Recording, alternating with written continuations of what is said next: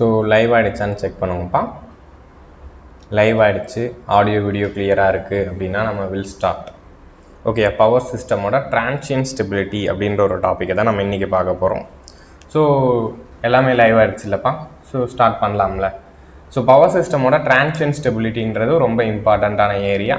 So இதை பொறுத்த வரைக்கும் என்னோடய ஃபால்ட்டுனால என்னோடய சிஸ்டமில் ஆசிலேஷன்ஸ் எப்படி இருக்க போகுது அண்ட் அந்த ஆசிலேஷன்ஸோட மேக்னிடியூட் எப்படி இருக்க போகுது, ஸோ ஆசிலேஷன்ஸ்னால என்னோட ஸ்டெபிலிட்டி அஃபெக்ட் பண்ணாமல் இருக்கணும்னா என்ன பண்ணணும் அப்படின்றதெல்லாம் நம்ம பார்ப்போம். ஓகே, நேற்று கிளாஸில் நம்ம என்ன பார்த்தோம்னா அந்த ஆசிலேஷனோட ஆங்கிள் எவ்வளவாக இருக்கும், அதாவது எவ்வளவு டிகிரி ஆங்கிள் அப்படின்னு சொல்லி நம்ம பார்த்தோம். ஸோ ஆங்கிள் வந்து 20 டிகிரிஸ் சேஞ்ச் ஆகுதா இல்லை 10 டிகிரிஸ் சேஞ்ச் ஆகுதா, இல்லை அதே மாதிரி என்னோட ரோட்டாரோட ஸ்பீடு இருக்குல்லப்பா, ரோட்டாரோட ஸ்பீடில் எவ்வளோ வேரியேஷன்ஸ் வருது அதை நம்ம நேற்று பார்த்தோம். ஸோ கிளியராக இன்றைக்கி இன்னும் கொஞ்சம் ஒரு ஸ்டெப் மேலே போய்ட்டு ஸோ அதனால் வரப்போகிற என்னோட சேஞ்சஸ், ஹாய் ஆதிகேஷவ், அதனால் நடக்க போகிற என்னோட டிகிரி சேஞ்சஸ் எல்லாம் நம்ம இன்றைக்கி கால்குலேட் பண்ணலாம். So without any delay, so just ஒரு இன்ட்ரோ நம்ம செக்ஷனுக்கு கொடுத்துட்டு கிளாஸை ஸ்டார்ட் பண்ணலாம். ஓகே, ஸோ ஓகே ஒரு நிமிஷம் இருங்க தான்.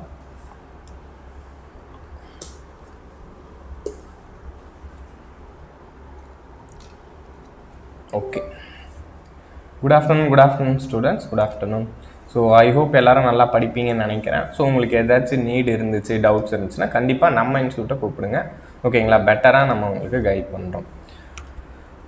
ஓகே, ஸோ குட் ஈவினிங்ப்பா, good afternoon. My self Praveen, welcome to Tamil engineering academy. So நம்ம வந்து இசி அண்ட் ட்ரிபிள்இக்கான டிஎன்பிசி அண்ட் டிஎன்இபிக்கான கிளாஸஸும் பிடபிள்யூடிக்கான கிளாஸஸும் ஆஸ் பர் த அப்டேட்டட் சிலபஸில் கொடுத்துட்ருக்கோம். ஓகேங்களா, ஸோ ஃபார் மோர் டீட்டெயில்ஸ் வேணும் அப்படின்னு நீங்கள் நினச்சிங்கன்னா ஸோ நம்ம நம்பருக்கு கால் பண்ணுங்கள். ஸோ உங்களுக்கு எந்த எக்ஸாம் ரிலவெண்ட்டான டவுட் இருந்தாலும் ஸோ கண்டிப்பாக கூப்பிடுங்க. ஸோ நம்ம வந்து உங்களுக்கு கைட் பண்ணுறோம். ஸோ அடுத்து நம்ம கோர்ஸை பொறுத்த வரைக்கும் நம்ம course live syllabus, live classes, updated சிலபஸில் நம்ம கண்டக்ட் பண்ணுவோம். ஓகேங்களா, என்னோடய லைவ் கிளாஸஸ் இப்போ இருக்கிற அப்டேட்டட் சிலபஸில். ஸோ ஒருவேளை உங்களால் பார்க்க முடியலன்னா ரெக்கார்டாக மாறிடும், அப்புறமாவும் உங்களால் பார்த்துக்க முடியும். ஷெடியூல்ஸை நம்ம ஷேர் பண்ணிடுவோம். அடுத்ததாக வேலிடிட்டின்னு பார்த்தீங்கன்னா 2 years இருக்கும் அண்ட் பிடிஎஃப் மெட்டீரியல்ஸ் கிளாஸ் முடிஞ்சு நம்ம ஷேர் பண்ணிடுவோம்.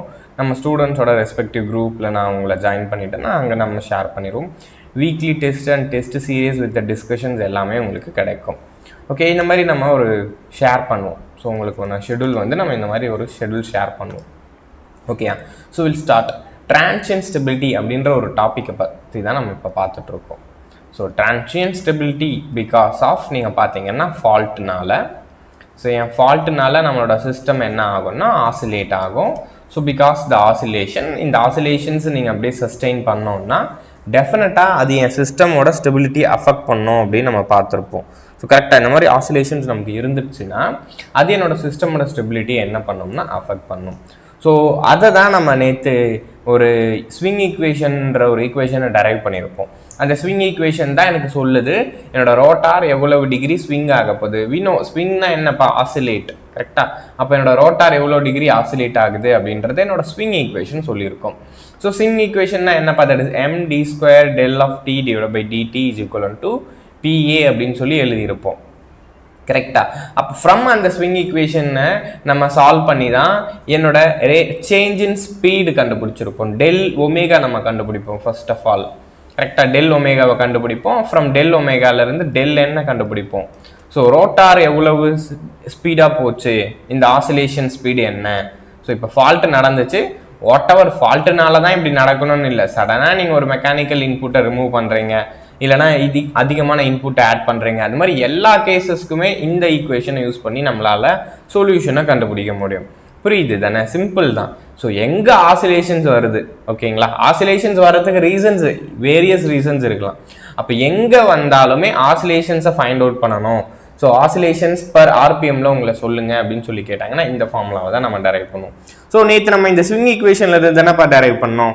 So that is del of ஒமேகானா நம்ம எப்படி எழுதியிருப்போம். ஸோ டெல் ஆஃப் ஒமேகாவை நம்ம எப்படி எழுதியிருப்போம் அப்படின்னா ஆல்ஃபா டெல் ஆஃப் டி அப்படின்னு சொல்லி எழுதியிருப்போம்.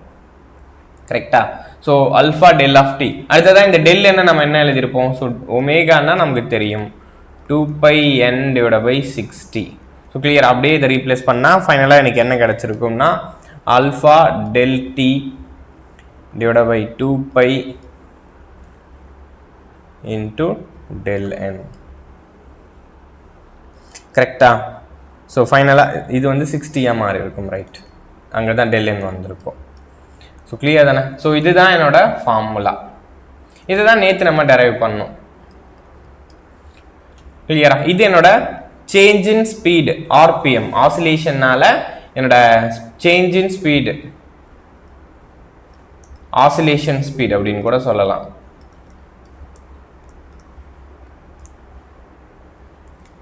இன் ஆர்பிஎம்ல கரெக்டா? ஸோ என்னோட ஆர்பிஎம்ல என்னோட சேஞ்ச் இன் ஸ்பீடை நம்ம டெரைவ் பண்ணியிருப்போம். அடுத்ததான் நமக்கு என்ன தெரியும் sir? D omega by dt is nothing but என்னப்பா நம்ம சொல்லியிருப்போம். ஸோ இதுதான் சாரி, இது அடுத்த முறை நம்ம டிஃப்ரென்ஷியேட் பண்ணோம்னா இது அடுத்த முறை ஒரு ஆர்டர் டிஃப்ரென்ஷியேட் பண்ணுவோம். ஸோ கிளியரா? ஸோ இதை நம்ம அடுத்த ஆர்டர் டிஃப்ரென்ஷியேஷன் பண்ணியிருப்போம். ஸோ அடுத்த ஆர்டர் டிஃப்ரென்ஷியேட் பண்ணுறப்ப நமக்கு என்ன கிடைச்சிருக்கும்?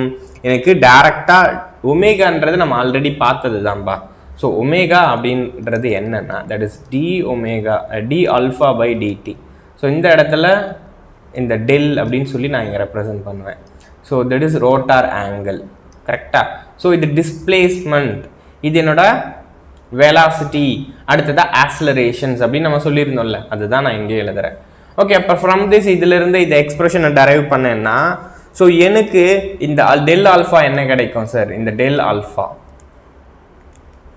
கிளியரா? So del alpha is ஈக்குவலன் to del கிளியரா? ஸ்மால் சேஞ்ச் இன் டிஸ்பிளேஸ்மெண்ட், இங்க இடத்துல change in displacement of rotor. புரியுது இல்லப்பா? அதாவது ரோட்டார் எவ்வளவு டிகிரி மூவ் ஆயிருக்கு அப்படின்றத இதை யூஸ் பண்ணி ஃபைண்ட் அவுட் பண்ண போகிறோம். ஸோ என்னோட ஆசிலேஷன்னால எவ்வளோ ஸ்பீடு இன்க்ரீஸ் ஆயிருக்குன்றதை இதை யூஸ் பண்ணி கால்குலேட் பண்ண போகிறோம். That's it. கரெக்டா? அப்போ டெல் இஸ் ஈக்குவலன் டு ஸோ என்னப்பா நம்ம பார்த்தோம்? So alpha del T square divided by 2. கிளியரா? இந்த ரெண்டு ஃபார்முலாஸை நம்ம டெரைவ் பண்ணியிருந்தோம். ஸோ இதை யூஸ் பண்ணி என்னோட சேஞ்ச் இன் ஸ்பீடையும் சொல்ல முடியும், சேஞ்ச் இன் டிஸ்பிளேஸ்மெண்ட்டையும் என்னால் சொல்ல முடியும்.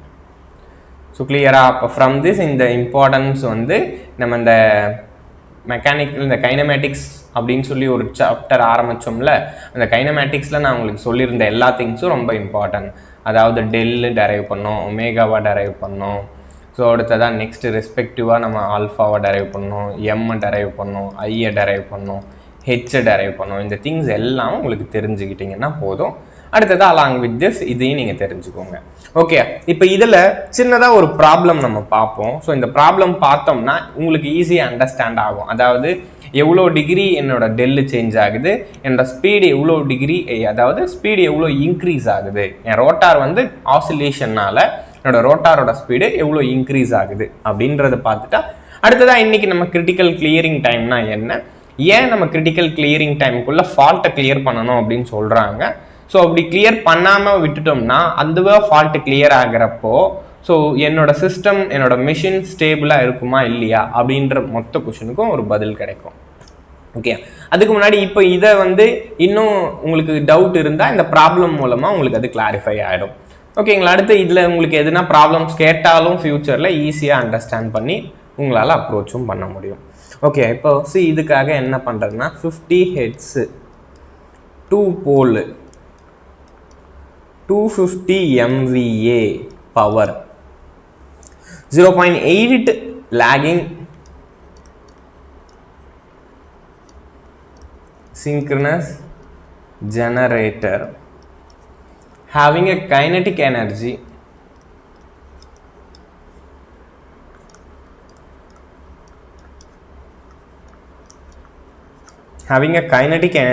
of 100,000 megajoule.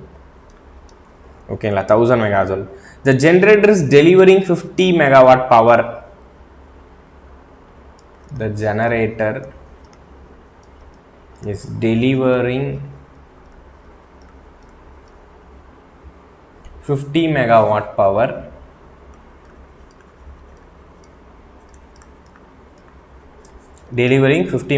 power at an angle of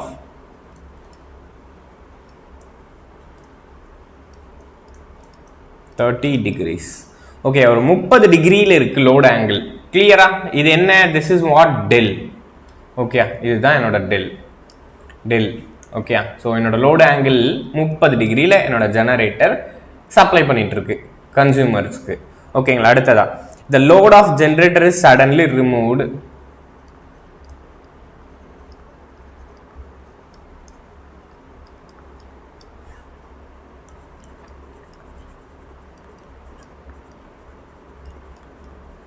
The load of generator is suddenly removed. The machine having acceleration for 10 cycles.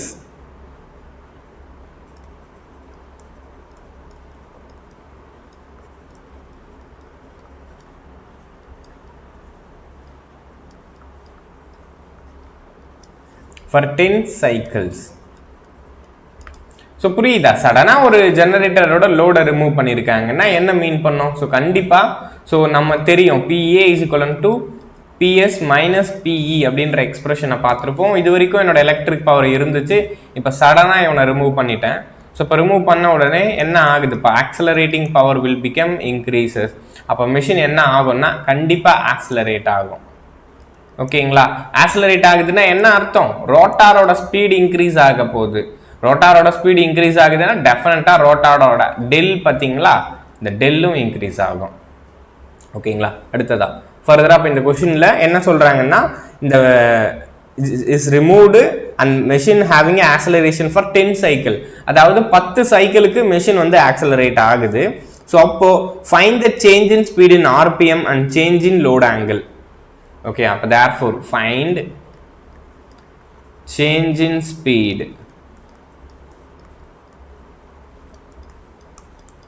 RPM and change in load angle.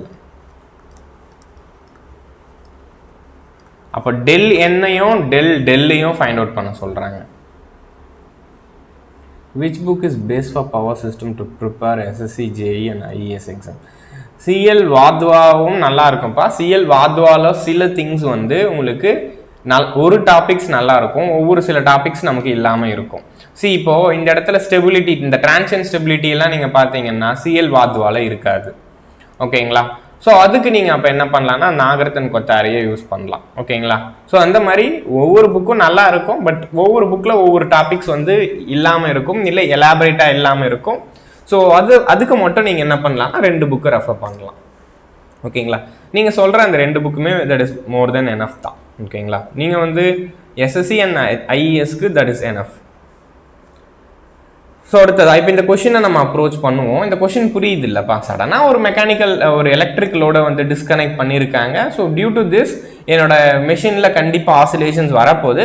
அந்த oscillations எவ்வளவு அப்படின்றது நீங்கள் கேட்குறாங்க. That's it. அப்போ அந்த ஆசிலேஷனையும் அந்த லோட் சேஞ்சோட ஆங்கிள், அந்த change in angle டெல்லையும் நீங்கள் ஃபைண்ட் அவுட் பண்ணிடுங்க. That's all. ஓகே, அடுத்ததான் நெக்ஸ்ட் கேஸ்க்கு நம்ம போயிடலாம். அந்த கிரிட்டிக்கல் கிளியரிங் டைம்னா என்ன, அதுக்கு திரும்பவும் நம்ம என்ன பண்ண போகிறோம், இதே ஈக்குவல் ஏரியா கிரைட்டீரியா கிராஃபை வரைவோம். ஸோ வரைகிறப்போ இதில் ஒரு சின்ன சேஞ்சஸ் நமக்கு வரும், அதை அங்கே நம்ம டீட்டெயிலாக பார்ப்போம். ஓகே, இப்போ கிவன் டேட்டாஸில் நமக்கு என்ன ஃபார்முலான்னு மட்டும் எழுதிக்குங்க. ஃபஸ்ட்டு என்ன தெரியணும், என்ன கண்டுபிடிக்கணும். ஸோ டெல் என் கண்டுபிடிக்கணும். சரி, ஸோ இப்போ டெல் என் வேணும்னா ஆல்ஃபா டெல் டி 60/2π. கரெக்டாக ஃபார்முலாஸை எழுதிக்கலாம். ஃபஸ்ட்டு டெல் என் வேணும்னா ஆல்ஃபா டெல் ஆஃப் டி 60/2π இல்லை, ஆமாம், S2π. ஸோ இந்த இடத்துல ரேடியன்ஸில் இருக்குது. அப்போ இது என்னவா மாற்றிக்கணும், நீங்கள் டிகிரிஸில் மாற்றிக்கணும். ஓகேயா? ஸோ இது மெக்கானிக்கல் டிகிரி ரேடியன்ஸில் இருக்குது, பையன்னா ரேடியன்ஸ்லப்பா, அதை டிகிரியில் மாற்றிக்குங்க. ஓகேங்களா? சம் சால்வ் பண்ணுறப்ப டிகிரியில் மாற்றிக்குங்க. அடுத்ததான் நெக்ஸ்ட் அல்ஃபா அப்படின்றது என்ன, அல்ஃபான்றது நம்ம என்னன்னு டெரைவ் பண்ணியிருக்கோம் ஆல்ரெடி. நம்ம இதை ஃபஸ்ட்டு டெரிவேஷனில் பார்த்தோம்ல. அல்ஃபான்னா என்னப்பா, தட் இஸ் PA/M. கரெக்டாக? அல்ஃபான்றது PA/M அப்படின்னு சொல்லியிருப்பேன். ஸோ அல்ஃபா இந்த PA/M நம்ம போட்டால் என்னோட அல்ஃபா கிடச்சிரும். ஸோ இங்கே என்ன சொல்லியிருக்காங்க, PA கொடுத்துருக்காங்களா, இங்கே கொடுத்துருக்காங்க பாருங்க. So the generator is delivering 50 megawatt of power. கரெக்டா? The generator is delivering 50 megawatt of power. ஓகேயா? ஸோ அப்போ therefore இந்த PA என்னப்பா, இப்போ PA என்னால் சொல்ல முடியுமா? ஆக்சிலரேட்டிங் பவர் இப்போ கூட நான் எழுதுனேனே, ஆக்சிலரேட்டிங் பவர் PA எப்பவுமே எப்படி எழுதுவோம்? So PA is mechanical power, this is ஜெனரேட்டர்னா, அப்போ mechanical power that is S. கிளியரா? Mechanical power minus electrical power. Okay, என்னோட ஆக்சிலரேஷன் பவர் வேணும்னா mechanical power minus electrical power. So இந்த இடத்துல பாருங்க, இந்த இடத்துல ரெண்டு கேஸ் இருக்கு. ஸோ இந்த PAவை நீங்கள் கால்குலேட் பண்ண போறீங்க. ஜஸ்ட் இதெல்லாம் எழுதிக்கலாம் எந்தெந்த ஃபார்முலாஸ் நமக்கு வேணும்னு சொல்லிட்டு. Alpha is equal to PA divide by M. Okay, so அடுத்ததா நமக்கு M-க்கும் ஃபார்முலா தெரியும். M-ன்றது என்னப்பா? தட் இஸ் 180 இல்லை SH divide by 180F frequency. So Sன்றது பவர், Hன்றது inertia constant, so 180F. So கிளியரா? இதெல்லாம் நம்ம ஆல்ரெடி கைனமேட்டிக்ஸில் பார்த்த ப்ராப்ளம்ஸ் தான், பார்த்த ஃபார்முலாஸ் தான். ஓகேங்களா? அடுத்ததான் நமக்கு என்ன தெரியும்னா, we know PAன்றது PS mechanical power minus electrical power when it is ஜெனரேட்டராக இருந்தா. மோட்டராக இருந்தால் PE மைனஸ் PS இருக்கும். ஸோ இதில் கேஸ் 1 பாருங்க. கேஸ் 1ல இந்த லோடை நீங்கள் ரிமூவ் பண்ணாததுக்கு முன்னாடி, the generator is delivering normal case, the load of generator is suddenly removedன்னு சொல்கிறேன்ல, அதுக்கு முன்னாடி கேஸ். ஸோ அதுக்கு முன்னாடி கேஸ் 1 நீங்கள் பார்த்தீங்கன்னா PA இஸ் 0. ஓகே, ஏன்னா மெக்கானிக்கல் பவரும் எலக்ட்ரிக் பவரும் ஈக்குவல் பேலன்ஸாக இருந்திருக்கும். இப்போ சடனாக when the load of generator is suddenly removed அப்படின்னு சொல்கிறேன்ல, அதை என்னோட கேஸ் 2-ஆக எடுத்துக்கிறேன். ஓகேங்களா? load is removed. ஓகே, இப்போ இந்த கேஸில் என்னோட எலக்ட்ரிக் பவர் become 0. ஸோ கரெக்டாக இந்த கேஸில் என்னோட எலக்ட்ரிக் பவர் become 0. அப்போ PA become PS. So that is what? PA become PS. இப்போ எனக்கோட எலக்ட்ரிக் பவர் என்ன சார் ஆயிடுது? ஸோ என்னோட எலக்ட்ரிக் பவர் becomes 50. அதாவது இந்த இடத்துல என்ன கொடுத்துருக்காங்க நமக்கு? 15 கொடுத்துருக்கா. ஸோ டேக் திஸ் இஸ் 16 எடுத்துக்கலாம். ஓகே, ஒரே ஒரு சேஞ்சு. இது வந்து 60 பா, இது வந்து 60 மெகாவாட். ஓகே, அப்போ பாருங்க. ஸோ தட் இஸ் 60யா? அப்போ இங்கே எனக்கு என்ன வரும்? 60 மெகாவாட். அப்போ ஆக்சலரேட்டிங் பவர் எனக்கு என்ன கிடைக்குதுன்னா தட் இஸ் 60 மெகாவாட். ஓகேயா? அப்போ ஆக்சலரேட்டிங் பவர் வந்து 60 மெகாவாட். அவ்வளோதான். இப்போ நெக்ஸ்ட் பாருங்க, எனக்கு வந்து ஆல்ஃபா தெரியணும், நெக்ஸ்ட் டெல்டின்னா என்னன்னு தெரியல. கிளியரா? ஆல்ஃபான்றதை நான் இங்கே எழுதிட்டேன். ஆல்ஃபா வேணும்னா PA வேணும். ஸோ PAவை நான் கண்டுபிடிச்சிட்டேன். திஸ் இஸ் வாட் PAனா. அப்போ இதுதான் என்னோட PA. டியூரிங் த டிஸ்டர்பன்ஸில் தான் நீங்கள் PAவை கண்டுபிடிக்கணும். அதுக்கு முன்னாடி பார்த்தீங்கன்னா PA 0வாக தான் இருக்கும். ஓகேங்களா? ஆக்சலரேட் ஆகாமல் கரெக்டாக போயிட்டு இருந்துருச்சு. சடனாக ஏதோ ஒரு லோடை ரிமூவ் பண்ணதுனால தான் என்ன ஆச்சுன்னா எலக்ட்ரிக் பவர் 0 ஆனி, ஸோ அதுக்கப்புறமா என்னோட மொத்த பவரும் ஆக்சலரேஷனாக மாறிடுது. ஓகே, அப்போ தேர்ஃபோர் PAவை டெரைவ் பண்ணிட்டோம். அடுத்து Mன்றது ஜஸ்ட் இந்த ஃபார்முலாஸை சப்ஸ்டியூட் பண்ண எனக்கு M கிடைச்சிரும். அடுத்ததான் டெல்டி, சேஞ்ச் இன் டைம் என்னன்னு கேட்குறாங்க. ஸோ இங்கே பாருங்க, சேஞ்ச் இன் டைமை பற்றி கொடுத்துருக்காங்களா? அவங்க சேஞ்ச் இன் டைமை கொடுக்கல, ஆனால் அவனோட ஆக்சலரேஷனை சைக்கிள் கொடுத்துருக்காங்க, அவனோட சேஞ்ச் இன் சைக்கிள் கொடுத்துருக்காங்க. ஸோ கிளியரா? தட் இஸ் 10 சைக்கிள் அப்படின்னு சொல்கிறாங்க சார். ஓகேயா? 10 சைக்கிள்ஸ். ஸோ 10 சைக்கிள்னா என்னப்பா நமக்கு தெரியும்ல. ஸோ இதோட ஃப்ரீக்வன்சி என்ன அப்படின்னு சொல்லி பார்த்தீங்கன்னா திஸ் இஸ் 50 ஹெர்ட்ஸ் ஜெனரேட்டர். ஓகேயா? ஸோ 50 ஹெர்ட்ஸ்னா அதுக்கு என்ன அர்த்தம்? 1 செகண்டில் 50 சைக்கிள்ஸ் கம்ப்ளீட் ஆகும். கிளியரா? அதுக்கு பேர் தான் 50 hertz frequency. This is what 50 hertz frequency. So இப்போ ஒரு செகண்டில் 50 சைக்கிள் வரும் சார். 50 சைக்கிள் வர்றதுனால தான் அதோட ஃப்ரீக்வன்சி 50. அப்போது ஸோ அந்த 50 சைக்கிள்ஸை கம்ப்ளீட் பண்ணுறதுக்கு எடுத்துக்கிட்ட டைமே 1 செகண்ட் தான். அப்போ இந்த இடத்துல ஆசிலேஷனில் எத்தனை சைக்கிள் வந்திருக்கு பாருங்க. அப்போ 10 சைக்கிள். அப்போ 10 சைக்கிள்னா எவ்வளோ செகண்ட் சார் ஆயிருக்கும்? நீங்கள் ஈஸியாக சொல்லலாம்ல. இப்போ பாருங்க, 50 சைக்கிளுக்கு டேக்ஸ் 1 ஃபுல் செகண்ட். அப்போது எனக்கு 10 சைக்கிள் எடுத்து ஆகணும்னா எத்தனை செகண்ட்ஸ் ஆகும்? x seconds. ஸோ கிளியராக எனக்கு x தெரியாது. அப்போ என்ன பண்ணலாம்ப்பா? ஜஸ்ட் அது எனக்கு வேணும்னா என்ன பண்ணுவோம்?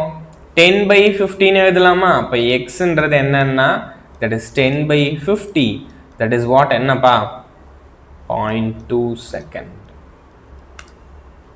ஓகேயா? அப்போ என்னோட சேஞ்ச் இன் டைம் நீங்க கால்குலேட் பண்ணுங்களேன். சேஞ்ச் இன் டைம் என்னப்பா நமக்கு கிடைச்சிருக்கு? That is 0.2 second. புரியுதா? அப்போ புரியுது இல்லப்பா? 10 செகண்டுக்கு, அதாவது 1 செகண்ட் 50 ஹெர்ட்ஸ் ஃப்ரீக்வன்சினா என்ன அர்த்தம்னா, 50 ஹெர்ட்ஸ் ஃப்ரீக்வன்சினா என்ன அர்த்தம்னா 1 செகண்டுக்கு 50 சைக்கிள் கம்ப்ளீட் ஆகும். அப்போ இங்கே நமக்கு டிஸ்டர்பன்ஸ் எவ்வளோனா, இந்த டிஸ்டர்பன்ஸ்னால எத்தனை சைக்கிள் வந்திருக்குன்னா 10 சைக்கிள்ஸ் வந்திருக்கு. ஸோ கிளியரா? அப்போ இந்த 10 சைக்கிள் வரதுக்கு எவ்வளவு டைம் ஆகும் அப்படின்னு சொல்லி கேட்குறாங்க. அப்போ இந்த டைம் என்ன? ஸோ அதில் 5ல் 1 பங்கு தானே. அப்போ 1 செகண்டில் 1 பங்கு, கரெக்டா? 1 செகண்டில் 5ல் 1 பங்கு. அப்போ எடுத்தீங்கன்னா தட் இஸ் 0.2 செகண்ட் தான். கிளியரா? ஸோ அப்போ இது புரியுது இல்லை? அப்போ டெல் ஆஃப் டீன்றது என்னப்பா? That is del of T is equal to 0.2 second. ஓகேயா? அப்போ this is what del of T. அப்போ என்னோட change in time is 0.2 second. ஓகேங்களா? இந்த டியூரேஷனே இந்த இந்த இந்த ஃபால்ட்டில் ஆசிலேஷனே 0.2 செகண்ட் தான் இருக்கு. ஓகேங்களா? இந்த 10 ஆசிலேஷன் நடக்கிறதுக்கே எனக்கு 0.2 செகண்ட் தான் ஆயிருக்கு. அப்போ இது எவ்வளோ குயிக்காக நடக்குதுன்னு பார்க்குறீங்கல்ல? ஸோ இப்போ இன்னும் குயிக்காக நம்ம இந்த ஆசிலேஷனை வந்து சப்ரஸ் பண்ணாதான் இந்த சிங்க்ரனஸ் மிஷினை ஸ்டெபிலிட்டி ப்ராப்ளம்ல இருந்து நம்மளால ப்ரொடெக்ட் பண்ண முடியும். ஓகேங்களா? அதாவது 0.2 செகண்ட் தான் ஆகுது ஸோ ஆசிலேஷன்ஸ் ஆகவே. ஸோ கிளியரா? அப்போ டெல் ஆஃப் டி நம்ம டெரைவ் பண்ணிட்டோம், அடுத்ததாக பிஏவை டெரைவ் பண்ணிட்டோம். ஸோ மீதி திங்ஸ் எல்லாமே நம்ம அப்படியே சப்ஸ்டியூட் பண்ணலாம். ஃபர்ஸ்ட் ஆல்ஃபாவை கண்டுபிடிச்சிக்கலாம். ஆல்ஃபாவை கண்டுபிடிச்ச உடனே டெல் என்ன நம்ம கண்டுபிடிச்சிக்கலாம்.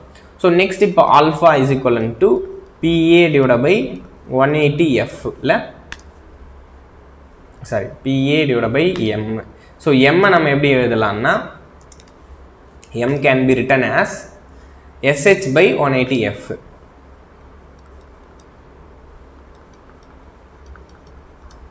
Clear? SH into 180F divided by PA into 180F divided by SH. So clear? அப்படியே substitute பண்ணுங்களேன். So next என்னப்பா? நீங்க அப்படியே substitute பண்ணலாம்ல. Accelerating power என்னன்னா 60. கரெக்டா? என்னோட ஆக்சலரேட்டிங் பவர் என்னன்னா தட் இஸ் 60. அடுத்ததா நெக்ஸ்ட் 180. ஃப்ரீக்வன்சி என்னப்பா? That is 50 hertz frequency. அடுத்ததா ஸோ எஸ்ன்றது என்னப்பா? எஸ்ன்றது பவரா? எஸ்ன்றது தட் இஸ் பவர். நம்ம அந்த அன்னைக்குமே டேபிளில் எழுதியிருந்தோம். So S is power. கரெக்டா? அப்போ பவர் என்னப்பா? என்ன கொடுத்துருக்காங்க பவரை? 250 MVA.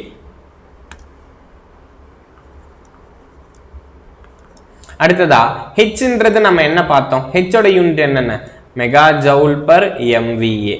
So that is kinetic energy stored in rotor divided by power. Okay, அப்போ joule per MVA, mega joule எதுனா இருக்க வேல்யூ நீங்க பாருங்க. எஸ், கைனடிக் எனர்ஜியை கொடுத்துருக்காங்க. கரெக்டா? அப்போ கைனடிக் எனர்ஜியை அவங்க நமக்கு கொடுத்துருக்காங்க.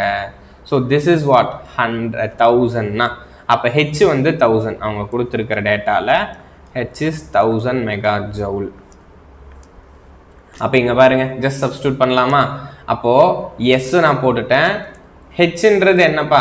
ஸோ தட் இஸ் Hன்றது kinetic energy divide by MVA. இதுதான் H. கிளியரா? ஸோ இதை நீங்க மறந்துடக்கூடாது. ஸோ நீங்க வெறுமனே 1000 போட்டால் தட் இஸ் ராங். நமக்கு H தான் வேணும். அப்போ kinetic energy is 1000 divided by MVA என்ன? MVA is again 250. அவ்வளவுதான். ஓகே, இப்போ புரியுதா? இதுதான் என்னோட ஆல்ஃபா. ஓகேயா? அப்போ என்னோட ஆல்ஃபா ஃபைண்ட் அவுட் பண்ணிட்டோமா? ஸோ அப்போ ஆல்ஃபாவை என்னப்பா? That is 250 will get cancel out. அப்போ இங்கே 3 0, மேலே ஒரு 3 0. கிளியரா? அவ்வளவுதான். ஸோ 6 5 30. கரெக்டா? 6 5 30. So 30 into 18. ஓகேயா? So 6 5 30, 30 into 18. ஸோ ஃபைனலாக என்னப்பா வரும்? So 30 into 18. So 18 36 54, that is 540 வருமா? கிளியரா? So 30 into 20 600. Just 2 times reduce ஆயிருக்கு. அப்போ 540. அவ்வளவுதான். ஸோ கிளியரா? அப்போ என்னோட ஆல்ஃபா என்ன அப்படின்னு கிடைக்குதுன்னு பார்த்தீங்கன்னா தட் இஸ் 540 சார். ஓகேங்களா? நம்மளோட ஆல்ஃபா என்ன அப்படின்னு சொல்லி பார்த்தீங்கன்னா தட் இஸ் 540. ஓகே, அப்போ ஃபர்தரா என்ன சார் கண்டுபிடிக்கணும் நம்ம? ஸோ டெல் என்ன கண்டுபிடிக்கணும்? என்னோட சேஞ்ச் இன் ஸ்பீட் இன் ஆர்பிஎம்ஸை கண்டுபிடிக்கணும். அப்போ அடுத்ததா தெரியும், சப்ஸ்டியூட் பண்ணுங்க. டெல் என் வேணும் நமக்கு. So we need del N. Alpha வந்து 540. அடுத்ததா சேஞ்ச் இன் ஸ்பீட் என்னப்பா? நம்ம சேஞ்ச் இன் டெல்டி என்ன கொடுத்துருக்காங்க? 0.2 செகண்ட்ஸ். கிளியரா? இன்டூ 0.2. அடுத்ததான் நெக்ஸ்ட் என்னப்பா போடணும்? நெக்ஸ்ட் 60 டிவைட் பை, கரெக்டா? 60 டிவைட் பை 2 பைன்னு போடலாமா? 60 டிவைட் பை 2 பை அப்படின்னு சொல்லி போட்டால் ரேடியன், எனக்கு டிகிரீஸில் வேணும். ஓகேங்களா? ஸோ எனக்கு டிகிரீஸில் வேணும். ஸோ அதனால அந்த பையை நான் என்னவா எழுதிக்கிறேன்னா it is replaced as 180 degree. கரெக்டாக? பைன்றதை நான் 180 டிகிரியாக ரீப்ளேஸ் பண்ணிக்கிட்டேன். ஸோ அடுத்ததான் நெக்ஸ்ட் பாருங்க, இது ஒரு 0, இது ஒரு 0, இங்கே அடிச்சிங்கன்னா இட் பிகம்ஸ் 3 times. ஓகே, அடுத்ததான் நெக்ஸ்ட் என்னப்பா? இது அடிச்சிங்கன்னா திஸ் பிகம்ஸ் 0.1. அடுத்து 54ஆல் டிவைட் ஆகுமான்னா எஸ் டிவைட் ஆகும். 27 28. ஸோ கரெக்டா? 18 28 கிடையாது, தட் இஸ் 18 டைம்ஸ். கரெக்டாக? அவ்வளவுதான். ஸோ இப்போ அடிச்சிங்கன்னா 18. அப்போ ஃபைனலாக என்ன சார் வருது? ஸோ டெல் என் எனக்கு என்ன வருதுப்பா? டெல் என் வந்து 18 RPM change in speed. So ஆக்சுவலாக அப்போ இந்த ஆசிலேஷன்ஸ்னால, இந்த பர்டிகுலர் கேஸ்னால சடனாக நீங்கள் ஒரு லோடை ரிமூவ் பண்ணிட்டீங்க. எலக்ட்ரிக் லோடை ரிமூவ் பண்ணதுனால நம்ம கூட பார்த்துருப்போம்ல, ஃபால்ட் ஆச்சுன்னா நம்ம சடனாக சர்க்கியூட் பிரேக்கரை ரிமூவ் பண்ணிடுவோம். அப்படி ரிமூவ் பண்ண உடனே எலக்ட்ரிக் பவர் என்னவாயிடும்? ரெடியூஸ் ஆகிடும். அப்போ எலக்ட்ரிக் பவர் ரெடியூஸ் ஆச்சுன்னா டெஃபினட்டாக நமக்கு தெரியும் மெக்கானிக்கல் பவர் வந்து, அதாவது ஆக்சலரேஷன் பவர் வந்து இன்க்ரீஸ் ஆகும். Because PA is equal to PS minus PE. இப்போ ஃபால்ட் அக்கர் ஆகிறப்ப என்னப்பா பண்ணுவோம்? நம்ம கிளாஸ்லமே முதலே நான் உங்களுக்கு சொல்லியிருந்தேன். ஸோ PE1 PE2 PE3 அப்படின்ற ஒரு 3 கேஸ் நான் உங்களுக்கு சொல்லியிருந்தேன். Before fault, after the fault, during the fault அப்படின்னு சொல்லி நான் எலக்ட்ரிக் பவர்ஸை கால்குலேட் பண்ணியிருப்பேன். என்னோட பிஃபோர் ஃபால்ட்டுன்றவன் தான் ரொம்ப அதிகமாக இருப்பான். ஸோ டியூரிங் ஃபால்ட்டுன்றவன் எப்பவுமே என்னவா இருப்பான்? ரெடியூஸாக இருப்பான். டியூரிங் ஃபால்ட்டில் எலக்ட்ரிக் பவர் ரெடியூஸ் ஆகும். அப்போ இந்த கேஸில் எலக்ட்ரிக் பவர் ரெடியூஸ் ஆகுறதுனால ஸோ டெஃபினட்டாக ஆக்சலரேஷன்ஸ் ஆயிருக்கும்ல. அந்த ஆக்சலரேஷன்ஸ்னால வந்த ஸ்பீடோட change that is what? 18 RPM. ஓகேயா? ஸோ இப்போ இந்த மெஷினோட ஸ்பீடு என்னப்பா? Normal speed. ஸோ இதோட நார்மல் ஸ்பீடு வேணும்னா நம்ம சிங்க்ரனஸ் மெஷினில் ஃபார்முலா பார்த்தோம்ல 120 F/P. ஜஸ்ட் அந்த சப்ஸ்டியூஷன் பண்ணுங்க. அப்போ உங்களுக்கு நார்மல் ஸ்பீடு என்னன்னு கிடைக்கும். 120 F/P. So frequency 50 Hz. Number of poles எத்தனை இந்த கொஷினில் கொடுத்துருக்காங்க? தட் இஸ் 2 போல்ஸ்ன்னு சொல்கிறாங்க. அடிச்சிங்கன்னா என்னப்பா? 60 60 × 50 ஹார்மோன் 15. ஸோ இல்லை 30, 6×5 30. ஸோ இப்போ தட் இஸ் 3000 RPM. ஆக்சுவலாக என்னோட ஜெனரேட்டரை நான் என்ன பண்ணிட்டு இருக்கேன்னா 3000 RPMல ரொட்டேட் பண்ணிட்டு இருக்கேன். டியூ டு நீங்கள் ஒரு இது ஈஸியாக புரிஞ்சுக்கலாம்ப்பா. இப்போ பாருங்க, நான் வந்து ஜெனரேட்டரை 3000 RPMல எனர்ஜி கொடுத்து பிரைம் மூவருக்கு அவ்வளோ எனர்ஜியை கொடுத்து பிரைம் மூவர் ரொட்டேட் ஆகிட்டு இருக்கு. சடனாக ஏதோ ஒரு ஃபால்ட் ஆகினதுனால அந்த ஃபால்ட்டி சிஸ்டமை என்னோட ஜெனரேட்டரோட ஸ்டெபிலிட்டி அஃபெக்ட் பண்ணக்கூடாதுன்னு பொதுவாக நம்ம என்ன பண்ணுவோம்? அந்த எலக்ட்ரிக் லைனை டிஸ்கனெக்ட் பண்ணுவோம் நம்ம. கரெக்டாக? டியூரிங் த ஃபால்ட் கேஸில் சர்க்கியூட் பிரேக்கர் என்ன பண்ணோம்? அதை டிஸ்கனெக்ட் பண்ணோம். அப்படி டிஸ்கனெக்ட் பண்ணுறதுனால டெஃபினட்டாக நமக்கு தெரியும் எலக்ட்ரிக் பவர் டிக்ரீஸ் ஆனதுனால ஆக்சலரேஷன்ஸ் ஆகும். கண்டிப்பாக மிஷின்ஸில் வந்து ஆக்சலரேஷன் ஆகும். அப்படி ஆக்சலரேஷன்ஸ் ஆச்சு. அந்த ஆக்சலரேஷன்னால நடந்த ஸ்பீடோட சேஞ்ச் தான் 18 RPM. ஓகே, அப்போ இந்த நியூ ஸ்பீடு நீங்க கால்குலேட் பண்ணீங்கன்னு வச்சுக்கோங்களேன். the new speed will be the new speed. so என்ன? n plus del n, that is 3000 plus 18, 3018 RPM. Okay, so இப்போ என் ஜெனரேட்டரோட ஒரு நியூ ஸ்பீடு என்ன அப்படின்னு சொல்லி பார்த்தோம்னா 3018 RPM சார். இந்த 18 RPMன்றது என்ன? That is oscillation. ஓகே, அப்போ என் ஜெனரேட்டரில் அந்த 18 RPMன்றது என் ஜெனரேட்டரை ஆசிலேட் ஆகிட்டு இருக்கு அப்படின்றது எனக்கு மீன் பண்ணுது. ஓகே, இப்போ நமக்கு தெரியாது இல்லை, இப்போ ஜெனரேட்டர் 3000 RPMல இருந்து 3000 18 RPM ஆச்சுன்னா ஸ்டேபிளாக இருக்குமா, அப்போ அன்ஸ்டேபிளாக இருக்குமான்னு எனக்கு தெரியாது. ஸோ அதை பற்றி இன்னும் நம்ம டீட்டெயிலாக பார்க்க போகிறோம். அதுக்கு தான் கிரிட்டிக்கல் கிளியரிங் ஆங்கிள் நம்ம பார்ப்போம், கிரிட்டிக்கல் கிளியரிங் டைமை பார்ப்போம். அப்போ அதை வச்சு தான் இது வந்து ஸ்டேபிளாக இருக்கானா இல்லையான்றதை நம்மளால் சொல்ல முடியும்.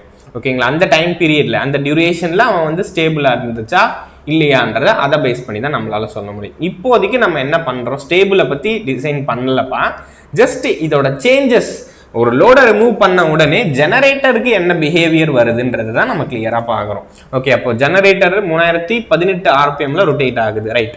அடுத்ததா இப்போ எவ்வளோ டிகிரி லோட் ஆங்கிள் சேஞ்ச் ஆயிருக்குன்னு கண்டுபிடிக்கணும். ஏன்னா பிஃபோர் லோட் ஆங்கிள் பார்த்தீங்கன்னா 30 டிகிரி பிஃபோர் ஃபால்ட். இப்போ ஆஃப்டர் த ஃபால்ட்டில் லோட் ஆங்கிள் வேணும்ல. ஸோ லோட் ஆங்கிள் வேணும்னா நமக்கு தெரியும். ஸோ என்ன ஃபார்முலாப்பா, that is del is equal to alpha T square. நம்ம இங்கே எழுதியிருப்போம்ல, ஸோ ஃபஸ்ட்டு எழுதிடும் பாருங்க, திஸ் இஸ் வாட்னா change in load angle, change in load angle alpha del T square, change in load angle alpha T square divided by 2. So கிளியரா, T square divided by 2. அப்போ just substitute பண்ணுங்களேன், ஆல்ஃபாவோட value நமக்கு தெரியும். What alpha is what 540.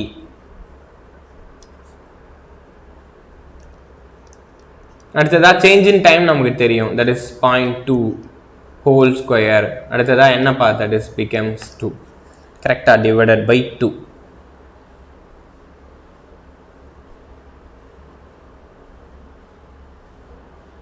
கிளியரா, அப்போ answer பண்ணலாமே.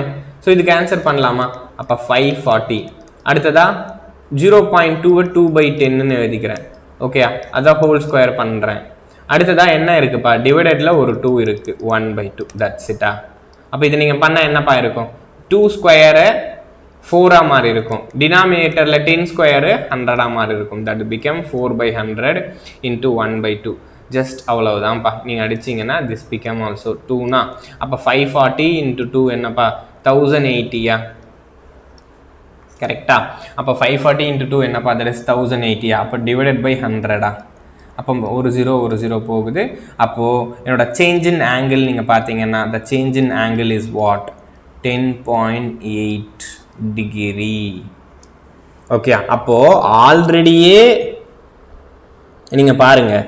So அப்போது ஆல்ரெடியே என்னோட மெஷின்ஸ் இருக்குல்ல, கரெக்டாப்பா. 540 இன்ட்டு 0.2 டிவைட் பை 2, 0.2 ஸ்கொயர் பண்ணுறப்போ 4 divided by 100 வரும். அடுத்து 1/2.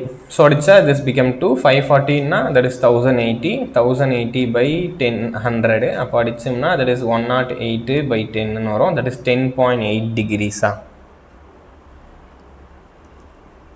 கரெக்டா? எஸ்.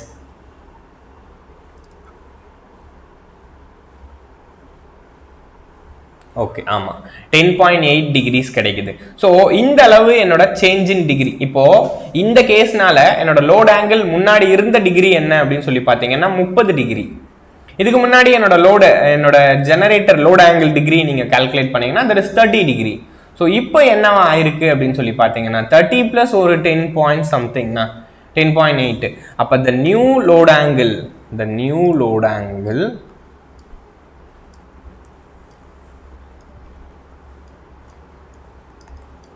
30 + 10.8, that is 40.8 degree. கிளியரா? அப்ப இதுதான் என்னோட நியூ லோட் ஆங்கிள். கிளியரா? இதுல நம்ம இது வரைக்கும் பெருசா எந்த ஒரு ஸ்டேட்மெண்ட்டையும் நம்ம ஸ்டெபிலிட்டியும் ஃபைண்ட் அவுட் பண்ணல.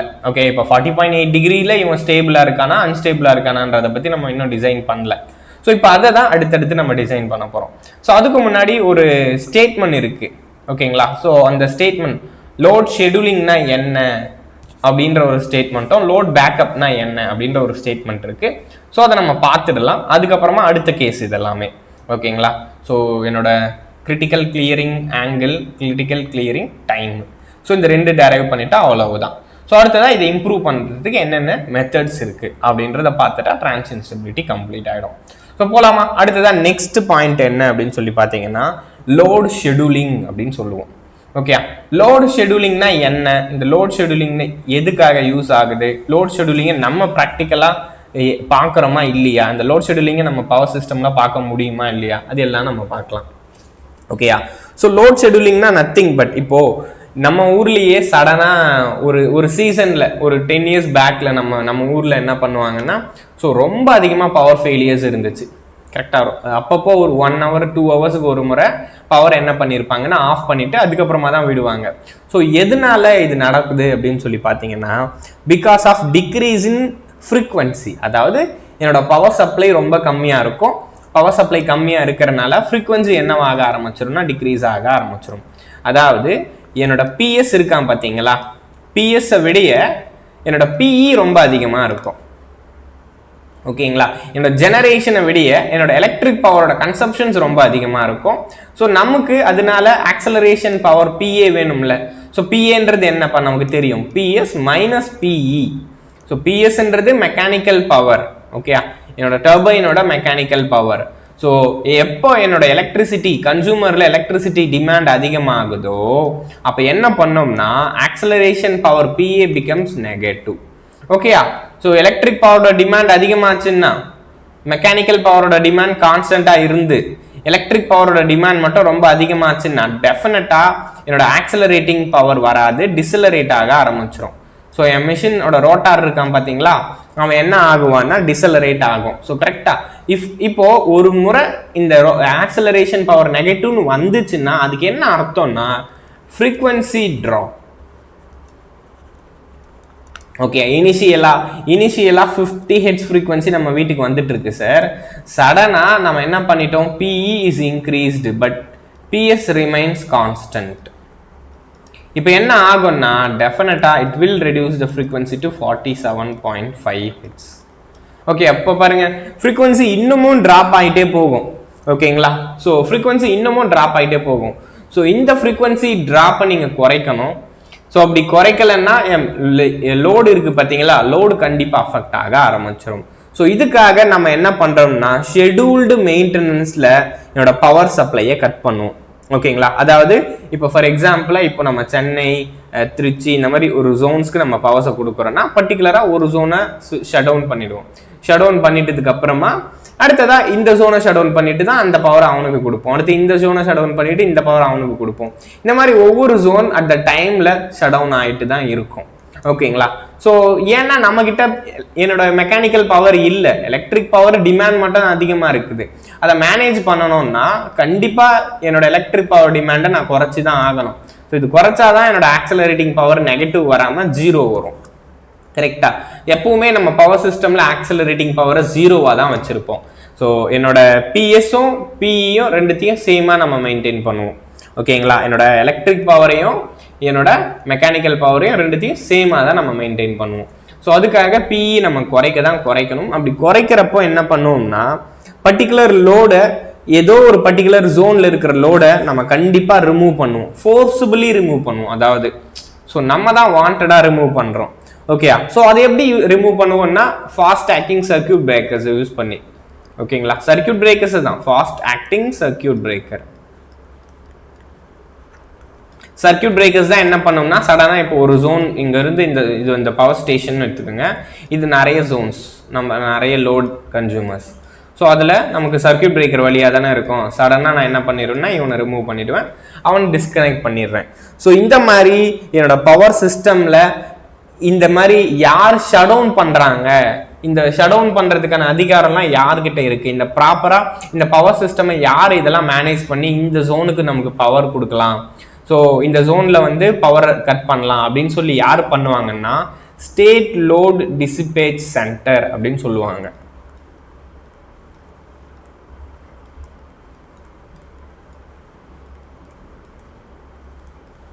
ஓகேங்களா. அந்த ஸ்டேட் லோட் டிஸ்பேச் சென்டர் எஸ்எல்டிசியில் இருக்கிறவங்க இன்ஸ்ட்ரக்ஷன்ஸ் கொடுப்பாங்க. ஸோ எஸ்எல்டிசியில் இருக்கிறவங்க இந்த மாதிரி இன்ஸ்ட்ரக்ஷன்ஸ் கொடுத்துருப்பாங்க. இந்த மாதிரி சென்னை, அதாவது ஃபார் எக்ஸாம்பிள் இப்போ வேலூர் ரீஜியனில் இருக்கிற சர்க்கியூட் பிரேக்கர்ஸை வந்து எனர்ஜைஸ் பண்ணுங்க, ஸோ ஒர்க் பண்ணுங்க. அப்போ அந்த இடத்துல அந்த சப்ளையை கட் பண்ணிட்டு ஸோ மற்ற இடத்துல நீங்கள் எனர்ஜியை மெயின்டைன் பண்ணுங்க அப்படின்னு யார் சொல்கிறாங்கன்னா என்னோட ஸ்டேட் லோட் டிசிபேச் சென்டர் தான். ஃபியூச்சரில் நீங்கள் இபியில் ஆனாலுமே, இபியில் ஏஇயாக ஜாயின் பண்ணிங்கனாலுமே, ஸோ வென் நீங்கள் டிஸ்ட்ரிபியூஷன்லேயோ டிரான்ஸ்மிஷன்லேயோ இருக்கிறப்போ உங்களை எஸ்எல்டிசியில் போட்டாங்கன்னா நீங்களும் ஆல்மோஸ்ட் இந்த மாதிரியான ஒரு ஒர்க்கை தான் பண்ணணும். ஓகேங்களா? அப்போ இந்த இடத்துல நம்ம ஃபோர்ஸபிளி இந்த பவரை ஷட் டவுன் பண்ணுறோம் பார்த்தீங்களா, இதுக்கு பேர் லோட் ஷெடியூலிங் அப்படின்னு சொல்லுவாங்க. ஓகேங்களா? அப்போ லோட் ஷெடியூலிங்னா என்னப்பா, நத்திங் பட் ஸோ பவர் சிஸ்டமில் நம்ம ஃபோர்ஸபிளி ஒரு சில இடத்துல கட் டவுன் பண்ணுறோம். ஸோ நம்மளா கட் டவுன் பண்ண மாட்டோம், எஸ்எல்டிசியிலேருந்து வர இன்ஸ்ட்ரக்ஷன்ஸை பொறுத்து தான் நம்ம என்ன பண்ணுறோம், கட் டவுன் பண்ணுறோம். ஸோ இதுக்கு பேர் தான் லோட் ஷெடியூலிங் அப்படின்னு சொல்லுவோம். ஓகேங்களா? அப்போ லோட் ஷெடியூலிங்னா என்னன்னு புரியுது இல்லை? லோட் ஷெடியூலிங்னா நம்ம பவரை கட் டவுன் பண்ணுறோம், கரெக்டாக? அதுக்கு பேர் தான் லோட் ஷெடியூலிங். ஓகே, இந்த லோட் ஷெடியூலிங் காமனாக எப்போ நடக்கும் அப்படின்னா, ஸோ ரொம்ப அதிகமான எலக்ட்ரிசிட்டி டிமாண்ட் இருக்கிறப்போ நம்ம காமனாக லோட் ஷெடியூலிங் பண்ணுவோம். ஓகே, இப்போ இந்த லோட் ஷெடியூலிங் எழுதிக்கங்க. அதே மாதிரி லோட் பேக்கப் அப்படின்னு சொல்லுவோம், இதோட உல்டா.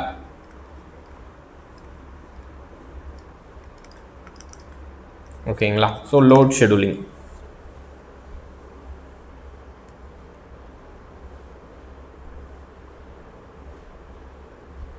to maintain stability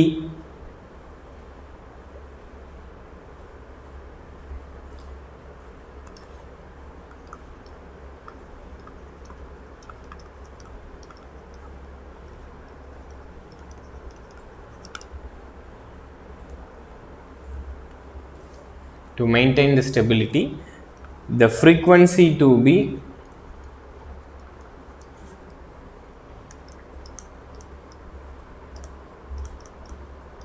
improved by removing the load on the system.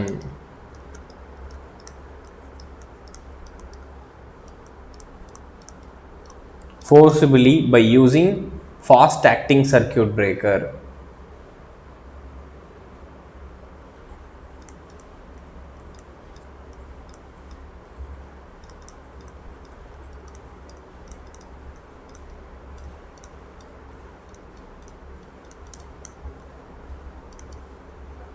So நம்மளா பண்ணுவோமா? கிடையாது.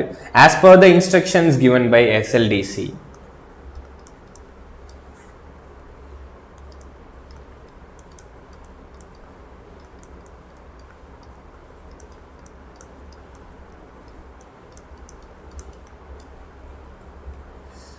It is also called as local operation of circuit breaker. நம்ம இந்த பவர் சிஸ்டம்ல படிப்போம், சில லோக்கல் ஆப்ரேஷன்ஸ்க்காக நம்ம ஆப்ரேட் பண்றோம் அப்படின்னு சொல்லிட்டு. ஓகேங்களா? as per the instructions given by SLDC, it is also called as local operation of circuit breaker.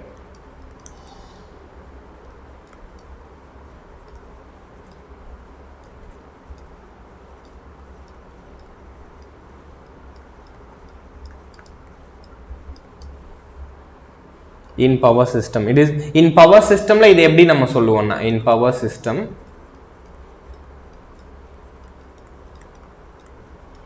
it is called as load scheduling. அவ்வளவுதான். ஓகேங்களா? அப்போ லோட் ஷெடியூலிங்னா என்னன்றது உங்களுக்கு ஸ்டேட்மெண்ட்டாக கேட்க சான்சஸ் இருக்குது. கிளியரா? அப்போ நீங்கள் வந்து எக்ஸாமில் லோட் ஷெடியூலிங்னா என்னப்பா அப்படின்னு சொல்லி ஸ்டேட்மெண்ட்டாக கேட்டால் ஆன்சர் பண்ண முடியும். ஓகே, அடுத்ததா ஸோ லோட் ஷெடியூலிங் எப்போ பண்ண போகிறோன்றது உங்களுக்கு தெரியும். அதே மாதிரி ஸோ ஒருவேளை ஃப்ரீக்வன்சி இன்க்ரீஸ் ஆச்சுன்னா, ஒருவேளை இப்போ ஃப்ரீக்வன்சி இன்க்ரீஸ் ஆகுதுன்னா, இன்கேஸ் இப்போ ஃப்ரீக்வன்சி வந்து இன்க்ரீஸ் ஆகுதுன்னா அதுக்கு பேர் பேக்கிங் டவுன் அப்படின்னு சொல்லுவோம்.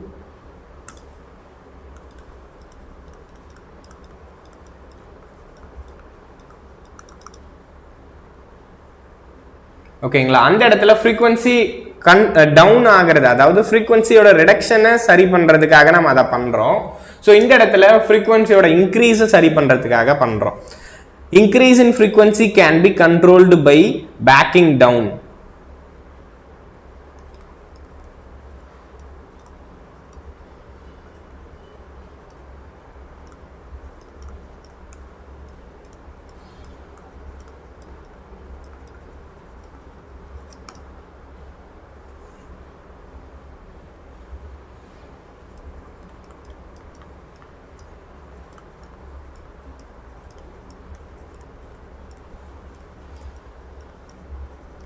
ஸோ எது மூலமாக நம்ம பேக் டவுன் பண்ணுறோம் அப்படின்னு சொல்லி பார்த்தோம்னா, சார் இந்த இடத்துல என்னோட ஸ்பீட் அதாவது என்னோட மெக்கானிக்கல் இன்புட்டில் நமக்கு கவர்னர்ஸ் இருக்கும்.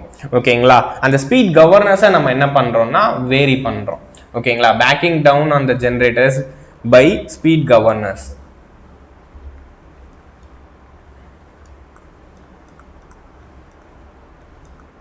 ஓகே, இதுதான் என்னோட பேக்கிங் டவுன். ஸோ அப்போது என்னோட இன்க்ரீஸ்டு ஃப்ரீக்வன்சி வந்துச்சுன்னா பேக்கிங் டவுன் பண்ணுறோம்.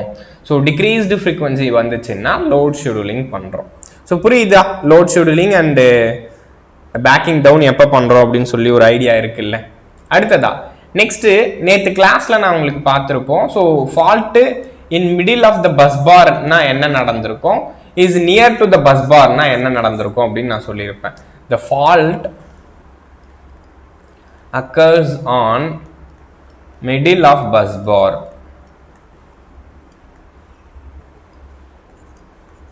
கரெக்டா, fault occurs on middle of bus bar. இது நம்ம நேத்து பார்த்தோமா, PE1 கால்குலேட் பண்ணிருப்போம். சோ PE1 ன்றது என்னப்பா, electric power before the fault. PE2 ன்றது electric power during the fault.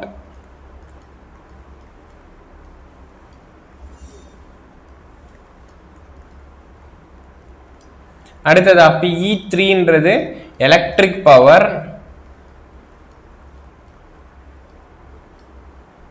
after fault is removed by circuit breaker.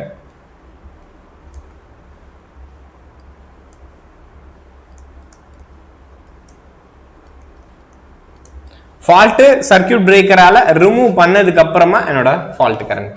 Sir நமக்கு தெரியும் இதில் யார் ரொம்ப அதிகமாக இருப்பா அப்படின்னு சொல்லி பார்த்தோம்னா, எஸ், ஸோ என்னோட இது வந்து PE. நம்ம PE எப்படி எழுதுவோம், PE is equal to PM sin del அப்படின்னு சொல்லி எழுதுவோம். ஸோ கிளியரா, ஸோ இது PE1 இருக்கிறப்ப இவன் PM1, இவன் PE2 இருந்தான்னு வச்சுக்கோங்களேன், இவன் PM2, இது PE3 இருந்துச்சுன்னா this is PM3A sin del அப்படின்னு நம்ம பார்ப்போம். ஸோ இந்த கேஸில் நம்ம ஒரு விஷயம் பார்த்துருப்போம். ஸோ PE பொறுத்த வரைக்கும் மேபி காமனாக இருக்கலாம், ஆனால் PM நீங்கள் பார்த்தீங்கன்னா டிஃப்ரெண்ட்டாக தான் இருக்கும். இதையும் நான் உங்களுக்கு டெரைவும் பண்ணியிருப்பேன். அதாவது என்னோட X2 ஈக்குவலன்ட் ரொம்ப கம்மியாக இருக்கும் டியூரிங் ஃபால்ட் கேஸில். ஏன்னா இதுதான் ஃபால்ட்டி கேஸ். நான் ஒரு ப்ராப்ளமில் கூட டெரைவ் பண்ணியிருப்பேன்ல. ஸோ அரௌண்ட் ஒரு 0.7 per யூனிட் நமக்கு வந்திருக்கும். இதுக்கு மட்டும் ரியாக்டன்ஸ் வந்து 2 per யூனிட் அப்படின்னு சொல்லி வந்திருக்கும். இதெல்லாம் நம்ம கால்குலேட் பண்ணது தான். ஸோ அந்த இடத்துல நான் சொல்லியிருந்த ரிசல்ட் தான் இங்கே எழுத போகிறேன். ஓகேங்களா, பிகாஸ் இதை யூஸ் பண்ணி தான் நான் இந்த ஃபால்ட் கிளியரிங்கை வந்து எக்ஸ்பிளைன் பண்ண போகிறேன். ஓகே, எப்பவுமே நமக்கு தெரியும் ஃபால்ட்டோட ரியாக்டன்ஸ் தான் ரொம்ப ரொம்ப கம்மி. அதுக்கு அடுத்ததாக ஃபால்ட்டை கிளியர் பண்ணதுக்கப்புறமா இருக்க போகிற ரியாக்டன்ஸ், அடுத்ததாக பிஃபோர் ஃபால்ட்டோட ரியாக்டன்ஸ். அப்போ ஃப்ரம் திஸ் இதிலிருந்து தான் என்னோட பவரையும் நான் சொல்லுவேன். ரியாக்டன்ஸும் பவரும் இன்வெர்ஸ்லி ப்ரொபோர்ஷனல்ஸ். கரெக்டாக, PE is equal to என்னப்பா, EV by Xன்னா, தட்ஸ் இட். ஸோ கிளியரா, PM இது. ஓகே, PM இது. அப்போ ரியாக்டன்ஸ் வந்து கம்மியாக இருக்குன்னா அப்போ என்னோட மேக்ஸிமம் பவர் அதிகமாக இருக்கும். அப்போ யாரோட ரியாக்டன்ஸ் ரொம்ப ரொம்ப கம்மியாக இருக்குது அப்படின்னு சொல்லி பார்த்தீங்கன்னா PM2 X2 ஓட ரியாக்டன்ஸ் தான் ரொம்ப ரொம்ப கம்மியாக இருக்குது. அப்போ டெஃபினட்டாக என்னோட PM2 இருக்கான் பார்த்தீங்களா, இஸ் கிரேட்டர் தேன். அடுத்ததாக யாருப்பா இருப்பா, எஸ், என்னோட PM3.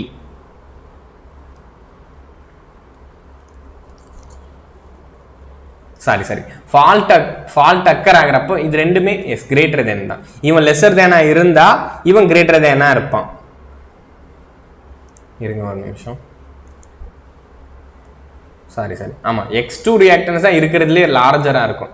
நம்ம இதை மாற்றி எழுதிட்டோம். X2 ஓட ரியாக்டன்ஸ் டியூரிங் த ஃபால்ட்டியில் தான் என்னோட ரியாக்டன்ஸ் ரொம்ப அதிகமாக இருக்கும்.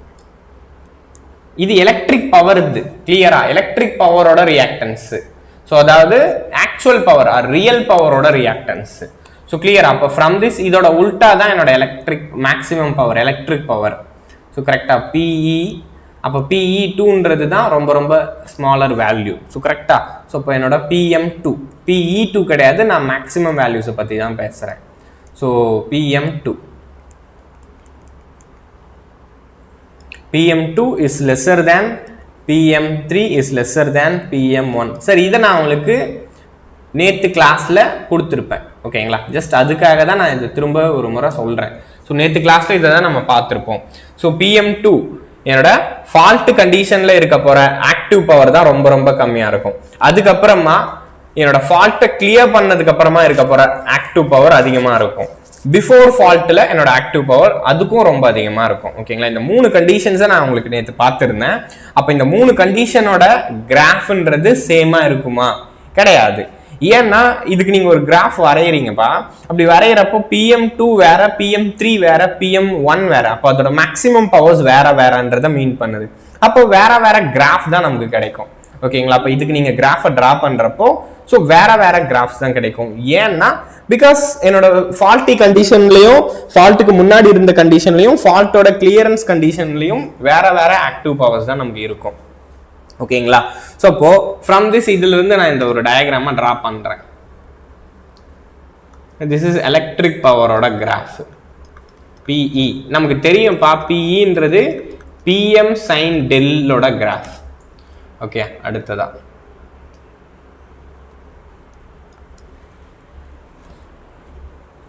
this is del. ஸோ அந்த இடத்துல PE. ஸோ இப்போ ஃபர்ஸ்ட் எனக்கு என்ன தெரியும், யார் ரொம்ப ரொம்ப அதிகம்? PM1 தான் ரொம்ப ரொம்ப அதிகம் இல்லை. PM1 is larger than others. இப்போ பார்த்தீங்கன்னா இவன் என்னோட PM1ஓட graph. Okay, this is PM1. அடுத்ததா நெக்ஸ்ட் PM1 அதிகமா? அடுத்து யாருப்பா அதிகம்? PM1க்கு அப்புறமா யார் அதிகம்? அதாவது இந்த பீக் பாயிண்ட் தான் PM1. ஓகே, இந்த பீக் பாயிண்ட் தான் PM1. கிராஃப் PM1 கிடையாது. கிராஃப் PE1ஓட கிராஃப் தான். கிராஃப் வந்து எலக்ட்ரிக் பவரோட கிராஃப் தான்ப்பா. இங்க பாருங்க, இந்த கிராஃப் தான் நான் வரைகிறேன். ஓகே, இந்த கிராஃப் தான் நான் வரைகிறேன். இது ஒரு சைன் கிராஃப். ஸோ Pன்றது அதோட மேக்ஸிமம் வேல்யூ, PM1 அப்படின்றது அவனோட maximum value. That's it. Okay, இது என்னோட எலக்ட்ரிக் பவர் ஃபர்ஸ்டோட கிராஃப். நெக்ஸ்ட் பாருங்க, ரெண்டாவது யார் அதிகம்னு சொல்லியிருக்கேன்? PM3 அதிகம். கிளியரா? ஸோ ரெண்டாவது என்னோட PM3 after clearing the fall by circuit breaker. So circuit பிரேக்கருக்கு அப்புறமா ஆப்ரேஷன்ல வந்த ஃபால்ட் கரண்ட்.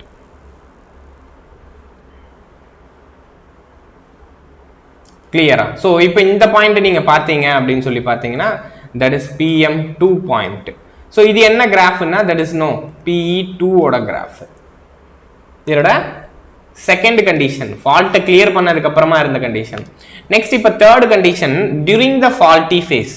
PM2ன்றது தான் டியூரிங் த ஃபால்ட்டி கண்டிஷன்ல இருக்கிறப்போ என்னோட கிராஃப். ஃபால்ட்டி கண்டிஷனோட மேக்ஸிமம் பவர்ன்றது லெஸ்ஸர் தேன் அபவ்.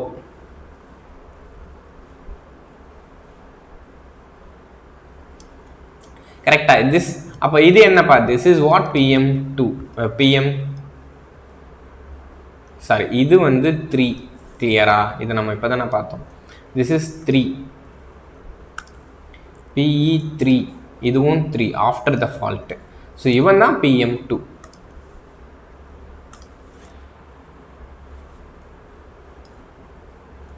அப்போ இவன் கிராஃப் என்னன்னா திஸ் இஸ் PE2ஓட கிராஃப்.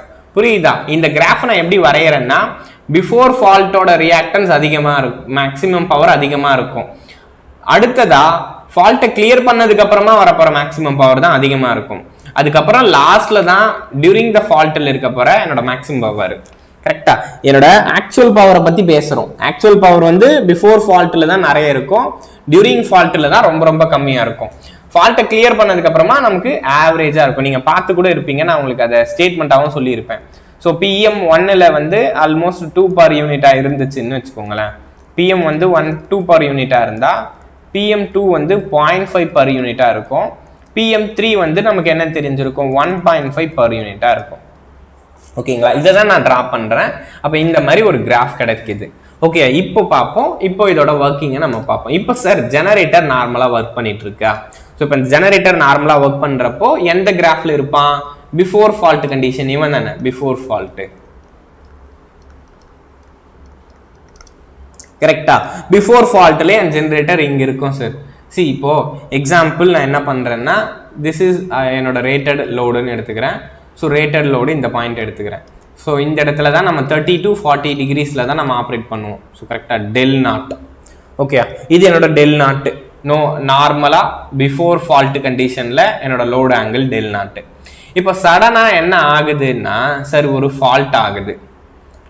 ஓகேங்களா? ஸோ சடனாக இப்போ என்ன ஆகுதுன்னா ஒரு ஃபால்ட் அக்கர் ஆகுது சார். இங்கே இருக்கிறேன் சார், நான் இந்த கேஸில் நான் வந்து ஒர்க் பண்ணிட்டு இருக்கேன். இப்போ சடனாக ஏதோ ஒரு ஃபால்ட் ஆச்சுன்னா நமக்கு என்ன தெரியும்? PM1ல் இருப்பேன். ஃபர்ஸ்ட் பாருங்க, நான் வந்து PM1ல் ஆப்ரேட் பண்ணிட்டு இருப்பேன், PM1 கர்வ்ல.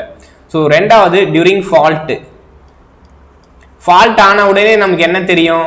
டியூரிங் ஃபால்ட் ஆன உடனே என்னோட கிராஃப் இருக்கான் பார்த்தீங்களா, அவன் எதுக்கு ஷிஃப்ட் ஆயிடுவான்? ஸோ ஃபால்ட் ஃபேஸ்க்கு ஷிஃப்ட் ஆயிடுவான். புரியுது இல்லை?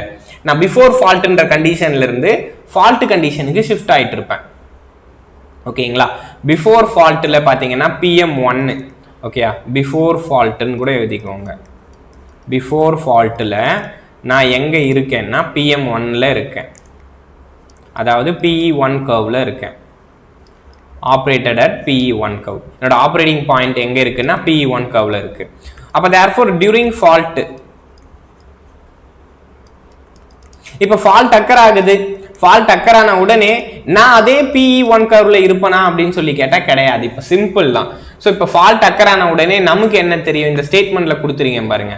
ஃபால்ட் அக்கர் ஆன உடனே மேக்ஸிமம் பவர் குறையும். ஸோ மேக்ஸிமம் பவர் குறையுதுன்னு வச்சுக்கோங்களேன். PE = PM தானே, PM sin del தானே.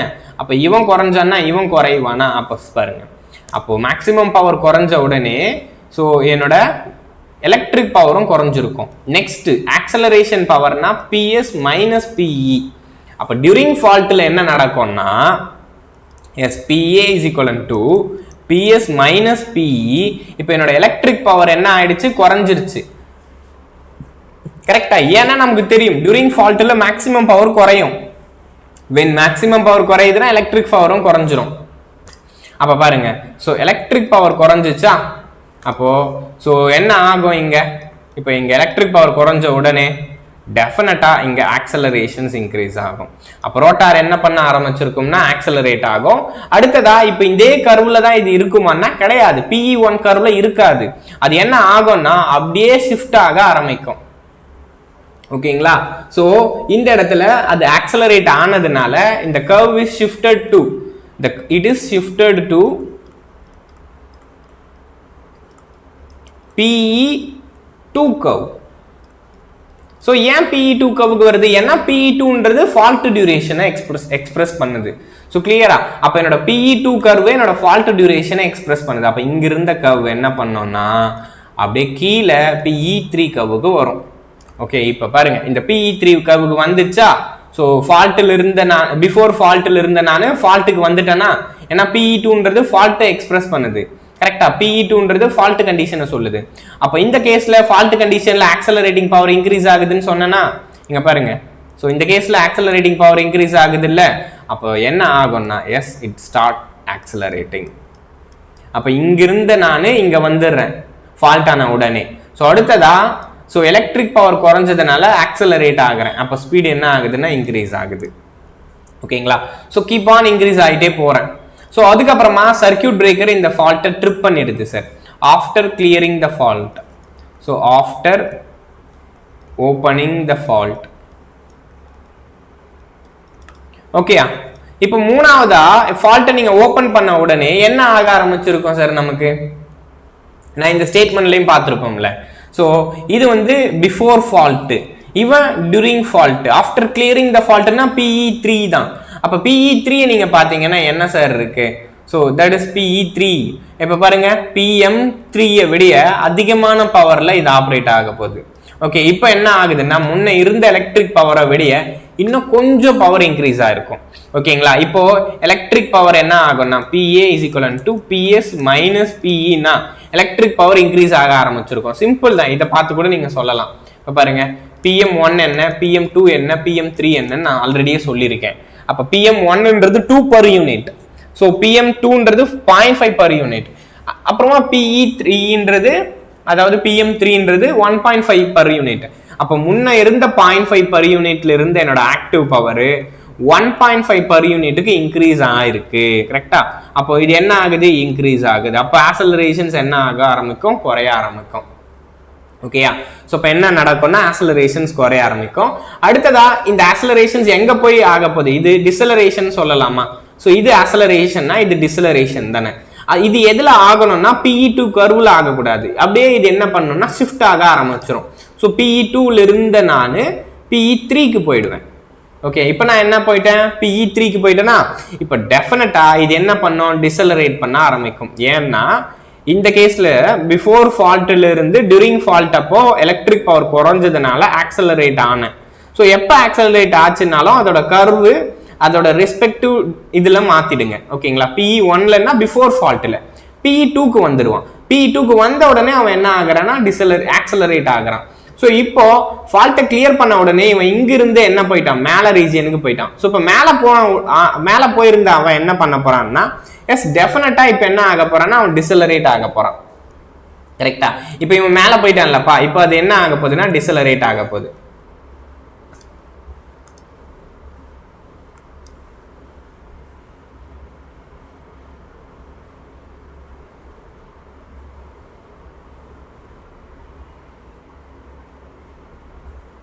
Okay, yes. இப்போ என்ன ஆகுறான்னா மேலே போகிறான். ஓகேயா? ஸோ ஃபால்ட்டை கிளியர் பண்ண உடனே அவன் என்ன போயிட்டான்? மேலே போயிட்டு இப்போ இந்த பாயிண்ட்டை ஃபேஸ் பண்ணுறான். இப்போ என்ன ஆகும்னா again it start going to decelerate. கிளியரா? அப்போது எலக்ட்ரிக் பவர் வந்து இன்க்ரீஸ் ஆன உடனே ஆசிலேஷன்ஸ் என்ன ஆகும்னா குறைய ஆரம்பிக்கும் சார். இந்த மாதிரி தான் சார் என்னோட ஆசிலேஷன்ஸ் நீங்கள் பார்த்தீங்கன்னா இந்த மாதிரி தான் என்னோட ஆசிலேஷன்ஸ் வேரி ஆகிட்டே இருக்கும். ஓகேங்களா? அப்போ பாருங்கள், சிம்பிளாக இங்கிருந்த நான், ஸோ கிளியரா, இங்கிருந்த நான் என்ன ஆகிறேன்? இனிஷியலாக இங்கிருந்த நான் ஸோ ஆப்ரேட் பண்ணிட்டு இருந்தேன். இங்கே நான் சடனாக நீங்கள் ஒரு ஃபால்ட் அக்கர் ஆன உடனே அதனோட PE2 கர்வுக்கு வந்துடுது. அங்கே என்ன நடக்கும்னா ஆக்சலரேஷன் தான் நடக்கும். ஏன்னா ஃபால்ட் அக்கர் ஆன உடனே எலக்ட்ரிக் பவர் குறைஞ்சு போயிருக்கும்.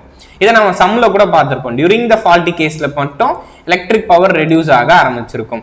எலக்ட்ரிக் பவர் ரெடியூஸ் ஆனாலே எப்பவுமே டெஃபினட்டாக இந்த இடத்துல எப்பவுமே என்னோட PSன்றது கான்ஸ்டன்டா இருக்கும்பா. மெக்கானிக்கல் பவர்ன்றது கான்ஸ்டன்ட் டியூ டு இனர்ஷியா. ஓகேங்களா? இந்த 0.2 செகண்ட்ல போயிட்டு ஸோ என்னோட ஸ்பீடை மாற்ற முடியுமா? நம்மளால மாற்ற முடியாது. டியூ டு த இனர்ஷியானால இது என்னவா இருக்கும்னா ஆல்மோஸ்ட் கான்ஸ்டன்டா இருக்கும். ஓகேங்களா? ஸோ அப்போ அதனால என்ன ஆகும்னா ஆக்சலரேட் ஆகிட்டே போயிட்டு இருக்கும். ஆஃப்டர் நீங்கள் ஃபால்ட்டை கிளியர் பண்ண அடுத்த டைம் என்ன ஆகும்னா அடுத்த கர்வுக்கு அது ஷிஃப்ட் ஆகிட்டு ஸோ அங்கே எலக்ட்ரிக் பவர் இன்க்ரீஸ் ஆனதுனால என்னோட ஆக்சலரேஷன்ஸ் நடக்காமல் டிசலரேஷன்ஸ் நடக்கும் நமக்கு. கிளியரா? அப்போ இங்கே நமக்கு என்ன நடக்கும்னா டிசலரேஷன்ஸ் நடக்கும் சார். ஓகே, இப்போ பார்த்தீங்கன்னா ஸோ இந்த பர்டிகுலர் பாயிண்ட்ல அது எனக்கு ஸ்டடி ஸ்டேட்டை ரீச் ஆகும். ஸோ ஆல்மோஸ்ட் இந்த பர்டிகுலர் பாயிண்ட்னு எடுத்துக்கோமே. ஓகே, இந்த பர்டிகுலர் பாயிண்ட்ல அது வந்து ஸ்டடி ஸ்டேட் அட்டைன் ஆகுது. ஸோ இப்போ இதுதான் நான் ஒரு கிராஃபா வரைகிறேன். ஓகே, இங்க பாருங்க. So this is what ஆக்சலரேஷன்ஸ் area. Okay, இது என்னோட ஆக்சலரேஷன் ஏரியா, இது என்னோட டிசலரேஷன் ஏரியா.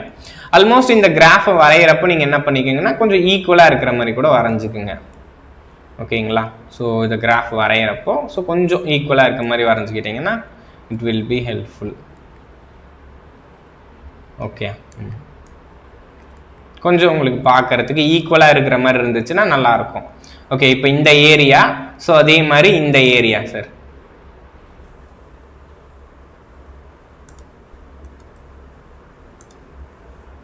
பாருங்க, இந்த மாதிரி தான் நடக்கும். அப்போ மேலே இருக்கிற ஏரியா, கீழே இருக்கிற ஏரியா.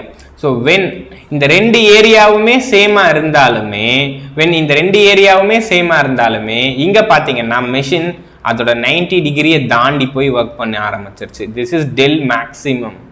ஓகே, இது என்னோட டெல் மேக்ஸிமம், இது என்னோட angle, critical angle del C. So இது கிரிட்டிக்கல் ஆங்கிளுக்கு போனதுனால அதோட ஆங்கிள் வந்து 90 டிகிரியை தாண்டி போய் 90 டிகிரியை தாண்டிட்டு போயிடுச்சு. ஓகேங்களா? அப்போ டெஃபினட்டாக இந்த கேஸில் நம்ம எதையுமே ஃபாஸ்ட்டாக ஒர்க் பண்ணல. சர்க்கியூட் பிரேக்கரை இந்த டைமுக்குள்ளே நான் வந்து க்ளோஸ் பண்ணலாம் பண்ணல. சர்க்கியூட் பிரேக்கரை நான் ஒரு 2 செகண்ட் 3 செகண்டுக்கு அப்புறமா ஓப்பன் பண்ணுறேன். ஓகேங்களா? அப்படி நான் என்னோட மீனுக்கு நான் எடுத்துக்கிறேன். ஓகேங்களா? எனக்கு தோண டைமில் நான் வந்து சர்க்கியூட் பிரேக்கரை ஓப்பன் பண்ணுறேன். அப்படி என்னோட டைமில் நான் சர்க்கியூட் பிரேக்கரை ஓப்பன் பண்ணதுனால ஃபைனலாக இந்த சிஸ்டமை பார்த்தீங்கன்னா என்னோட 90 டிகிரியை தாண்டியே போயிட்டு ஸோ இந்த இடத்துல நீங்க ஏரியா A1 A2 சேமா இருந்தாலுமே தோ இந்த இடத்துல இந்த கிராஃப்ல though A1 is equivalent to A2 but still synchronous generator is unstable. கிளியரா?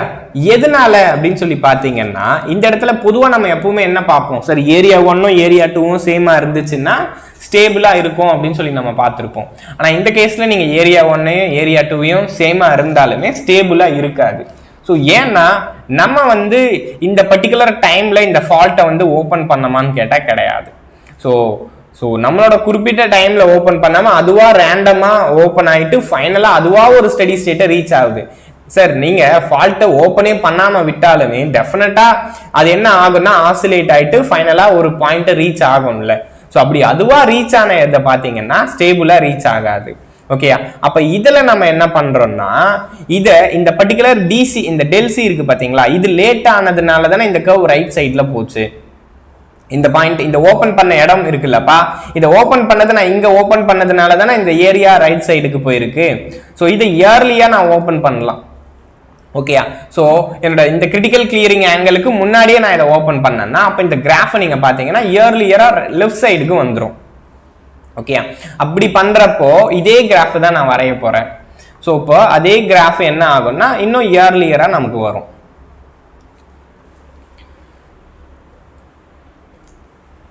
புரியுது இல்லை? ஸோ அதுக்காக தான் நம்மளோட கிரிட்டிக்கல் கிளியரிங் ஆங்கிளை நம்ம படிக்கிறோம். ஓகே, ஸோ எதுக்காக அந்த கிரிட்டிக்கல் கிளியரிங் ஆங்கிளை படிக்கிறோம்னா சார் இதுதான் சார் அந்த கிரிட்டிக்கல் கிளியரிங் ஆங்கிள். நீங்க இந்த ஆங்கிள் ஓப்பன் பண்ணதுனால தான் ஃபால்ட் வந்து அன்ஸ்டேபிள் ஆகுது. இப்போ பாருங்க, கிரிட்டிக்கல் கிளியரிங் ஆங்கிள் போய் நீங்க ஓபன் பண்றீங்க. ஸோ கிரிட்டிக்கல் கிளியரிங் ஆங்கிள் போய் ஓபன் பண்ணதுனால தான் சிஸ்டம் அன்ஸ்டேபிளா மாறுது. அப்போ அது அந்த கிரிட்டிக்கல் கிளியரிங் ஆங்கிள்ன்றது தான் என்னோட லிமிட்டை சொல்லுது, என் சிங்க்ரனஸ் ஜெனரேட்டரோட லிமிட்டை சொல்லுது. அப்போ அந்த லிமிட்ல நீங்க ஓபன் பண்ணக்கூடாது, லிமிட்டுக்கு மேலேயும் நீங்க ஓபன் பண்ணக்கூடாது. அப்போ அந்த லிமிட்டுக்கு இயர்லியா ஓபன் பண்ணுங்க. என்னோட கிரிட்டிக்கல் கிளியரிங் ஆங்கிளுக்கு முன்னாடியே உங்களோட சர்க்கியூட் பிரேக்கரை ஆப்ரேட் பண்ணுங்க. அப்படி முன்னாடியே நீங்க ஆப்ரேட் பண்ணீங்கன்னா டெஃபினட்டா என்ன ஆகும், ஸ்டேபிளா தான் அட்டைன் ஆகும் அப்படின்னு சொல்றாங்க.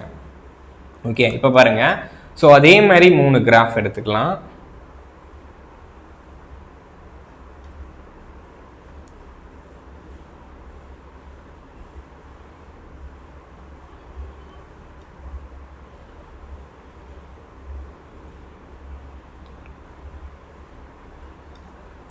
This is del.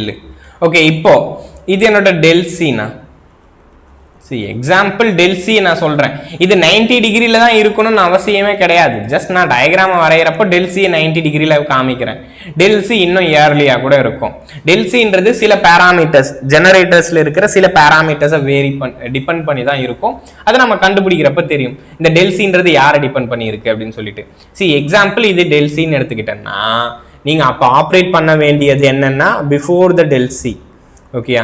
So before the del C அப்போ இங்கே நான் ஆப்ரேட் பண்ணுறேன்னு எடுத்துக்கிறேன் எக்ஸாம்பிள். ஓகே, இந்த இடத்துல என்னோட del 2. ஓகே, நம்ம ஃபர்ஸ்ட் கண்டிஷன் தெரியும்ல, del 1ன்றது இந்த condition sir. Okay, before fault. So before fault, during the fault. அப்போ தேர்ஃபோர் என்ன நடந்திருக்கும், இங்கிருந்த என்னோட கர்வு இங்கே வந்து ஆக்சலரேட் ஆகும். கரெக்டாக இங்கே இந்த கீழே லைனுக்கு வந்திருக்கும். சாரி,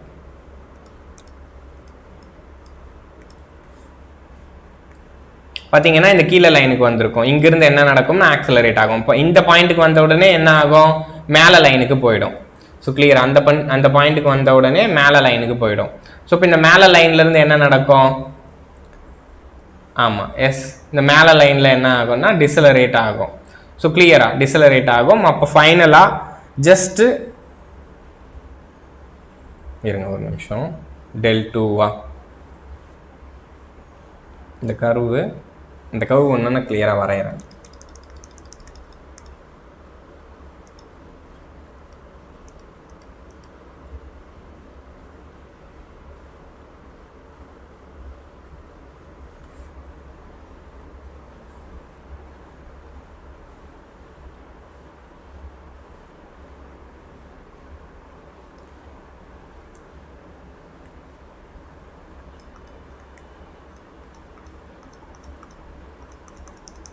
ஓகே, சி இந்த கேஸில் ஆப்ரேட் ஆகிறேன்னு நான் எடுத்துக்கிறேன்.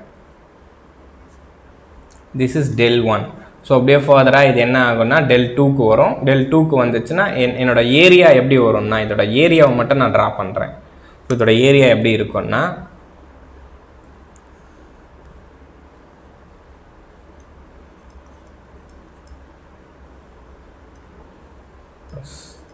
இப்படி வரும் sir. this is A1 and this is A2.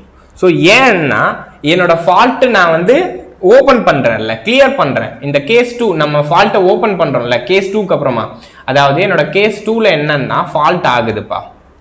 ஓகேயா? ஸோ கேஸ் 3ல என்ன நடக்குது, கேஸ் 2ல ஃபால்ட் ஆகுது, கேஸ் 3ல நம்ம சர்க்கியூட் பிரேக்கரை வச்சு அதை ஓப்பன் பண்ணுறோம்ல. ஸோ அப்படி நீங்கள் ஓப்பன் பண்ணுங்க.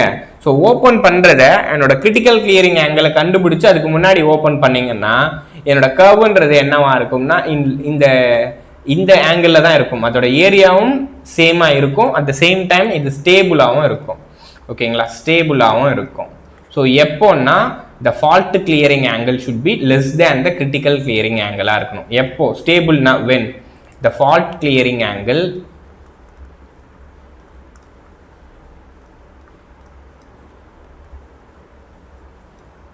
should be less than the critical clearing angle. அவ்வளோதான் சார். கிளியர்? அப்போ நம்ம என்ன பண்ணுறோம்னா ஒரு ஃபால்ட் கிளியரிங் ஆங்கிளை கிரிட்டிக்கல் கிளியரிங் ஆங்கிளுக்கு முன்னாடி நான் செட் பண்ணுறேன். சி எக்ஸாம்பிளாக ஃபால்ட் கிளியரிங் ஆங்கிள் இந்த இடத்துல நான் இந்த டிகிரிக்கு மேலே நான் வந்து ஃபால்ட்டை கிளியர் பண்ணேன்னா டெஃபினட்டாக அது அன்ஸ்டேபிள் ஆகிடும்னு சொல்கிறேன்ல. சி இந்த கிரிட்டிக்கல் கிளியரிங் ஆங்கிள்ன்றது 60 டிகிரியாக இருக்கலாம். ஓகேயா? ஸோ ஒவ்வொரு மிஷினுக்கு மாறும். நம்ம ஆல்ரெடி பார்த்துருக்கோம், சிலிண்ட்ரிக்கல் மிஷினாக இருந்தாலும் சாலின் போல் மிஷினாக இருந்தாலும் ஸோ அதோட ஆப்ரேட்டிங் ரீஜியன் மாறும். ஸோ அதோட டெல் சின்றது என்னவாகும்னா சேஞ்ச் ஆகும். ஓகேயா? ஸோ இந்த டெல் சின்றது என்னோட ஃபால்ட் கிளியரிங் ஆங்கிள். ஓகேயா? ஸோ டெல் சின்றது கிரிட்டிக்கல் கிளியரிங் ஆங்கிள், ஃபால்ட்டோட கிரிட்டிக்கல் கிளியரிங் ஆங்கிள். ஓகேயா? This is del C. இதுதான் என்னோட டெல் சி. இந்த 60 டிகிரி அப்படின்னு சொல்றேன்ல, அதுதான் என்னோட டெல் சி. ஸோ அந்த 60 டிகிரிக்குள்ள நீங்க என்ன பண்ணணும்னா உங்களோட ஃபால்ட்டை கிளியர் பண்ணிடணும். ஸோ இப்போ நமக்கு நிறைய டவுட் வரலாம், சரி அந்த இடத்துல 60 டிகிரியில் என் ஜெனரேட்டருக்குள்ள லோட் ஆங்கிள் 60 டிகிரின்றது என்னால் எப்படி ஃபைண்ட் அவுட் பண்ண முடியும்? அந்த லோட் ஆங்கிள் 60 டிகிரின்றது எனக்கு எப்படி தெரியும்? ஜெனரேட்டரோட லோட் ஆங்கிளை என்னால் எப்படி பார்க்க முடியும்? நம்மளால பார்க்க முடியாது. ஸோ அதனால என்ன பண்ணோம்னா இந்த கிரிட்டிக்கல் கிளியரிங் ஆங்கிளை யூஸ் பண்ணி கிரிட்டிக்கல் கிளியரிங் டைமை நம்ம கண்டுபிடிப்போம். ஓகே, அப்படி கிரிட்டிக்கல் கிளியரிங் டைமை நம்ம கண்டுபிடிக்கிறதுனால அதில் எனக்கு என்ன பெனிஃபிட் கிடைக்குது அப்படின்னு சொல்லி பார்த்தீங்கன்னா, சார் கிரிட்டிக்கல் கிளியரிங் டைம் எதை எனக்கு கொடுக்குதுன்னா இந்த கிரிட்டிக்கல் கிளியரிங் ஆங்கிள் வர்றதுக்கு எவ்வளோ டைம் ஆகும், அப்போ அந்த டைமுக்கு முன்னாடியே நீங்கள் கிளியர் பண்ணிடுங்க. ஸோ அப்போ அந்த கிரிட்டிக்கல் கிளியரிங் டைமை யூஸ் பண்ணி என்னோட கிரிட்டிக்கல் கிளியரிங் ஆங்கிள் எவ்வளவா இருக்குது, அந்த கிரிட்டிக்கல் கிளியரிங் ஆங்கிள் வர்றதுக்கு எந்த டைம் ஆகும், அதாவது 2 செகண்ட் ஃபால்ட்டிலிருந்து 2 செகண்டு, இல்லை ஃபால்ட்டிலிருந்து 1 செகண்டு, இல்லை ஃபால்ட்டிலிருந்து 0.1 செகண்டு, அதுதான் என்னோட கிரிட்டிக்கல் கிளியரிங் டைம். இந்த கிரிட்டிக்கல் கிளியரிங் டைம் எனக்கு எதை மீன் பண்ணுதுன்னா என்னோட ஃபால்ட்டோட கிரிட்டிக்கல் ஆங்கிள்னா அதுதான் மேக்ஸிமம் ஆங்கிள், அந்த ஆங்கிளுக்கு மேலே போகக்கூடாது இல்லை. ஸோ இப்போ அந்த ஆங்கிளை என்னால் பார்க்க முடியாது, அதனால அந்த ஆங்கிளில் யூஸ் பண்ணி நான் டைமை கண்டுபிடிக்கிறேன். அப்போ அந்த டைமுக்குள்ளே நான் என்ன பண்ணுவேன்னா சர்க்கியூட் பிரேக்கரை ஆப்ரேட் பண்ண ஆரம்பிச்சிருவேன். நீங்கள் போய் பார்த்தீங்கன்னா சர்க்கியூட் பிரேக்கர் ஒவ்வொரு சர்க்கியூட் பிரேக்கருமே ஒவ்வொரு ஸ்பீடில் ஆப்ரேட் ஆகும். ஒரு சில சர்க்கியூட் பிரேக்கர் 1 செகண்ட் எடுத்துக்கும், ஒரு சில சர்க்கியூட் பிரேக்கர் மில்லி செகண்டில் எடுத்துக்கும், ஒரு சிலது நானோ செகண்டில் எடுத்துக்கும். அப்போது அதுக்கேற்ற மாதிரி நான் வந்து இந்த சிஸ்டமோட சர்க்கியூட் பிரேக்கர்ஸை டிசைன் பண்ண முடியும், ரைட்? அப்போ இந்த இடத்துல எனக்கு இந்த சர்க்கியூட் பிரேக்கரை போடலாம், என்னோட கிரிட்டிக்கல் கிளியரிங் டைம் இவ்வளவு தான் இருக்கு, அப்போ இந்த டைமுக்குள்ள ஆப்ரேட் ஆகிறதுக்கு இந்த சர்க்கியூட் பிரேக்கர்ஸை போடலாம் அப்படின்றதெல்லாம் நம்ம இந்த ஸ்டடியை யூஸ் பண்ணி தான் சொல்றோம். பர்டிகுலராக சர்க்கியூட் பிரேக்கரோட டிசைனு எந்த சர்க்கியூட் பிரேக்கர்ஸை நம்ம போடணும் அப்படின்றது இந்த டிரான்சியன்ட் ஸ்டெபிலிட்டினால தான் நமக்கு தெரியும். ஓகே, சிம்பிள் தான்ப்பா. இந்த லோடு கர்வ்ல எனக்கு அந்த கர்வ்ஸை வச்சு இந்த கிரிட்டிக்கல் கிளியரிங் ஆங்கிளை நம்ம கண்டுபிடிக்கிறோம். அந்த கிரிட்டிக்கல் கிளியரிங் ஆங்கிள் இருந்து கிரிட்டிக்கல் கிளியரிங் டைமை கண்டுபிடிக்கிறோம். ஸோ அதுதான் என்னோட டைம். ஃபால்ட் அக்கர் ஆகிட்டு எவ்வளோ டைம் வரையும் என் சிஸ்டம் ஸ்டேபிளாக இருக்கும்னு சொல்றது தான் என்னோட கிரிட்டிக்கல் கிளியரிங் டைம். இப்போ ஃபால்ட் ஆயிடுச்சு, ஸோ கிரிட்டிக்கல் கிளியரிங் டைம் 2 செகண்ட்னா அந்த 2 செகண்ட்குள்ளே நீங்கள் ஆப்ரேட் பண்ணிட்டீங்கன்னா ஸ்டேபிள். அப்படி இல்லைன்னா நான் முன்னாடி சொன்னேன் பார்த்தீங்களா, ஸோ அந்த மாதிரி எனக்கு அன்ஸ்டேபிளாக ஆகிடும். ஓகே, இப்போ நம்ம என்ன பண்ணலாம்னா அந்த கிரிட்டிக்கல் கிளியரிங் ஆங்கிளை நம்ம டெரைவ் பண்ணலாம். ஸோ அடுத்ததான் நான் இங்கே உங்களுக்கு டெல் எம் எல்லாம் கொடுத்தேன்ல, டெல் எம்ன்றது மேக்ஸிமம் ஆங்கிள். ஓகே, அந்த ஸ்டேட்மெண்ட்லாம் நான் உங்களுக்கு கொடுத்துட்றேன். ஓகே, அடுத்ததா டெல் எம். டெல் எம்ன்றது மேக்ஸிமம் ஸ்விங் ஆங்கிள்.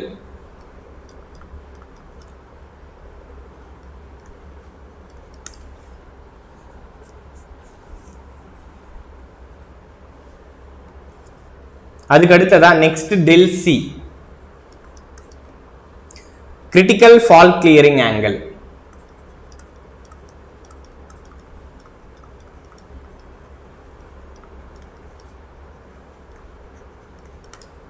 ஓகே, இதுக்கான ஸ்டேட்மெண்ட் மட்டும் நான் எழுதுறேன். ஸோ இந்த இடத்துல நான் டெல் எம் கூட உங்களுக்கு ரெப்ரசென்ட் பண்ணியிருக்கேன். டெல் எம்ன்றது திஸ் இஸ் இந்த பர்டிகுலர் பாயிண்ட் தான், that is del m, maximum load angle. கிளியரா? Maximum load angle or maximum swing angle. என் மிஷின் எவ்வளோ ஆங்கிள் ஸ்விங் ஆகுது, ஸோ எவ்வளோ ஆங்கிள் ஸ்விங் ஆகுதுன்றது தான் என்னோட மேக்ஸிமம் ஆங்கிள். கிளியர்? அடுத்ததாக கிரிட்டிக்கல் கிளியரிங் ஆங்கிள். ஸோ இந்த கிரிட்டிக்கல் கிளியரிங் ஆங்கிள் என்ன மீன் பண்ணுதுன்னா, sir it is the maximum angle, correct? It is the maximum angle we need to clear the fault. Okay, so என்னோட maximum angle இதுதான், இதுக்குள்ள நம்ம fault clear பண்ணணும். Okay, இதுக்கு ஒரு டெரிவேஷன் இருக்கும், அந்த டெரிவேஷன் நம்ம என்ன பண்ணலாம்னா ஸ்கிப் பண்ணிடலாம். ஸோ இதோட ரிசல்ட் மட்டும் நான் உங்களுக்கு டெரைவ் பண்ணுறேன். டெல் சி கிரிட்டிக்கல் கிளியரிங் ஆங்கிளை ரெப்ரசென்ட் பண்ணுறேன். அதுக்கு அடுத்து வேணா ஸ்டேட்மெண்ட் எழுதிக்கலாம். ஸோ டெல் சின்றது எதெல்லாம் டிபெண்ட் பண்ணியிருக்குன்னா, பிஃபோர் ஃபால்ட்டோட பவர், ஆஃப்டர் ஃபால்ட்டோட பவர், டியூரிங் ஃபால்ட்டோட பவர் எல்லாத்தையும் டிபெண்ட் பண்ணியிருக்கும். ஸோ டெல் சின்றது that is cos inverse of PS mechanical power, PS del m minus del naught maximum swing angle. del mன்றது நம்ம பார்த்தோம்ல, so maximum swing angle. So del naughtன்றது without fault load angle in without faulty condition. del naughtன்றது ஃபால்ட்டுக்கு முன்னாடி இருந்த load angle. Okay, இந்த இடத்துல நான் உங்களுக்கு வரைஞ்சிருப்பேன் பாருங்க, திஸ் இஸ் del naught, அதாவது ஃபால்ட்டுக்கு முன்னாடி இருந்தாம்ல. So this is before fault oda load angle. Okay, load angle before fault. So PS mechanical power minus del m minus del naught plus PM3 plus PM3 cos of del m minus PM2 cos of del naught divided by PM3 minus PM2 into electric degrees. கிளியரா? அடுத்ததா sir, இப்போ எனக்கு அந்த del m del naught எல்லாம் தெரியாது இல்லை, அது எப்படி டெரைவ் பண்ணலாம்? ஸோ நமக்கு தெரியும் del naught is equivalent to, so எப்படி எழுதலாம்? PE1 தான் என்னோட del naught. PE1 is equivalent to PM1 sin of del naught. இது வந்து பிஃபோர் ஃபால்ட்டில் இருந்தது தானே del naughtன்னு சொன்னேன். அப்போ ஃப்ரம் திஸ் del naught வேணும்னா எப்படி சார் நம்ம கண்டுபிடிக்கலாம்? PE1 divided by PM1. So இந்த கேஸில் பிஃபோர் ஃபால்ட்டை பொறுத்த வரைக்கும் என்னோட மெக்கானிக்கல் பவர் கூட சேமாக இருக்கும். பிஃபோர் ஃபால்ட்டில் என்னோட எலக்ட்ரிக் பவர் மெக்கானிக்கல் பவர் ரெண்டுமே சேமாக இருக்கும். அப்போ தேர்ஃபோர் நான் இந்த சைன் டெல் நாட்டை எப்படி எழுதலாம்னா PS டிவைடட் பை PM1 அப்படின்னு எழுதலாம். அப்போ ஃப்ரம் திஸ் டெல் நாட் எப்படி எழுதலாம்? Sine inverse of PS divided by PM1. Okay, அப்போ del naught வேணும்னா எப்படி கண்டுபிடிக்கணும்னா sin inverse of PS divided by PM1. ஓகேங்களா? del naught கண்டுபிடிச்சாச்சு. அடுத்ததா next del m sir. del m வேணும்னா நமக்கு என்ன தெரியும்? ஸோ del m வேணும்ல. ஸோ del mன்றது என்ன? After the fault condition. So third கேஸில் தான் இது நடக்கும். ஓகே, ஃபால்ட்டை நீங்கள் ரிமூவ் பண்ணதுக்கு அப்புறமா தான் என்னோட மேக்ஸிமம் ஆங்கிளுக்கு அது போயிருக்கும். So PE3 is equivalent to PM3 sin of del m. Yes, இங்க என்னோட electric power is equivalent to mechanical power, that is PS. so இப்போ இதில இருந்து நீங்க சப்ஸ்டிட்யூட் பண்ணா என்ன கிடைக்கும்?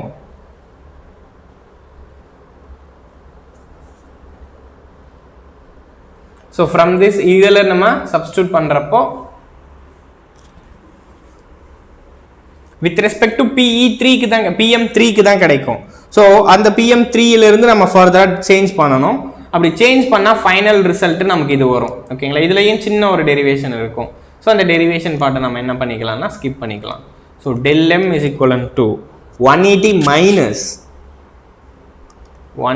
minus sin inverse of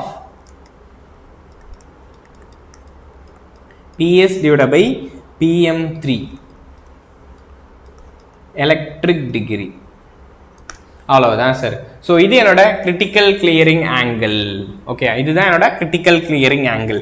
அப்போ ஃப்ரம் திஸ் நமக்கு இதிலிருந்து என்ன தெரியுதுன்னா, ஸோ இந்த கிரிட்டிக்கல் கிளியரிங் ஆங்கிளுக்குள்ளே நம்ம ஸ்டார்ட் பண்ணிட்டோம்னு வச்சுக்கோங்களேன், சர்க்கியூட் பிரேக்கரை நம்ம ட்ரிப் பண்ணிட்டோம்னா ஸோ டெஃபினட்டாக நம்மளால் ஈஸியாக அந்த ஃபால்ட்டை ஐசோலேட் பண்ண முடியும். ஓகே, சி எக்ஸாம்பிள் நான் என்ன சொல்கிறேன்னா, இப்போ எக்ஸாம்பிள் என்னோட டெல்சி 70 டிகிரின்னு எடுத்துக்கிறேன். ஓகே, எக்ஸாம்பிள் என்னோட கிரிட்டிக்கல் கிளியரிங் ஆங்கிள் 70 டிகிரி. அப்போ என்ன பண்ணணும்னா, the fault clearing angle of circuit breaker should be lesser than 80 degree. Okay, the fault clearing angle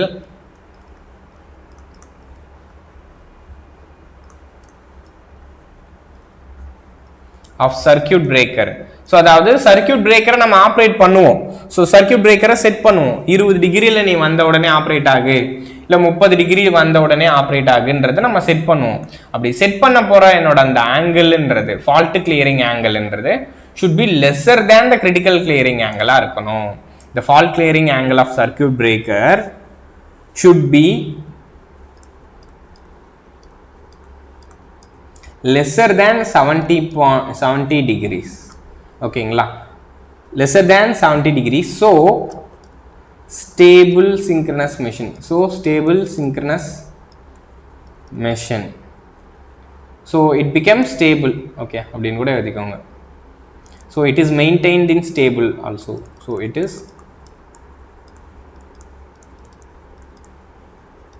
in stable region.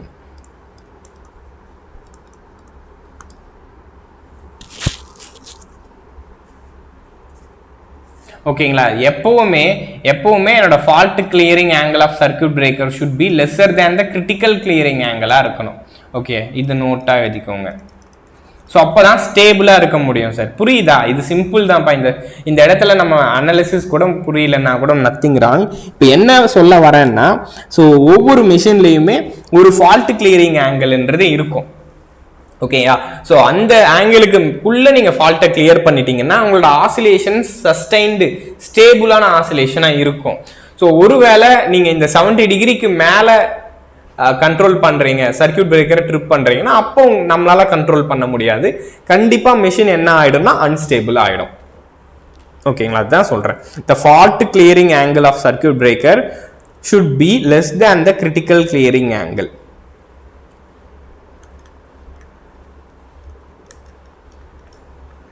Sir, இது fault clearing angle of circuit breaker அப்படின்னா என்னன்னா nothing but fault clearing angle of circuit breaker. So circuit பிரேக்கரை நம்ம trip பண்ணுற angle கிளியரா, அதாவது என்னோட point 2 இந்த ரீஜனை நான் சொல்கிறேன். ஸோ எப்போ நம்மளோட சர்க்கியூட் பிரேக்கரை நம்ம ட்ரிப் பண்ணுறோமோ அப்போ இந்த கர்வ் இங்கிருந்து அடுத்த இதுக்கு மாறிடுது இல்லை, இந்த லைன்ல இருந்து என்னோட கர்வ் அடுத்த லைனுக்கு மாறுது இல்லை, அந்த ஆங்கிளுக்கு பேரு தான். அப்போ அந்த இடத்துல லோடு ஆங்கிள் என்னவா இருக்கு, அப்போ அந்த டைம்ல லோட் ஆங்கிள் என்னவா இருக்குன்றது தான் என்னோட கிரிட்டிக்கல் கிளியரிங் ஆங்கிள். ஓகே, அதுதான் சர்க்கியூட் பிரேக்கரோட ஆங்கிள்.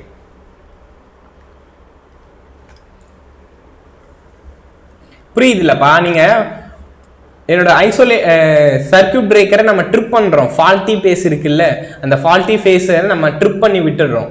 ஸோ அப்படி விடுறப்போ என்ன ஆங்கிள், அதுக்கு பேர் தான் சர்க்கியூட் பிரேக்கரோட ஆங்கிள். ஓகே, ஸோ அதுதான் சர்க்கியூட் பிரேக்கரோட angle, fault clearing angle of circuit breaker. அதுதான். ஓகேங்களா, the fault clearing angle of circuit breaker should be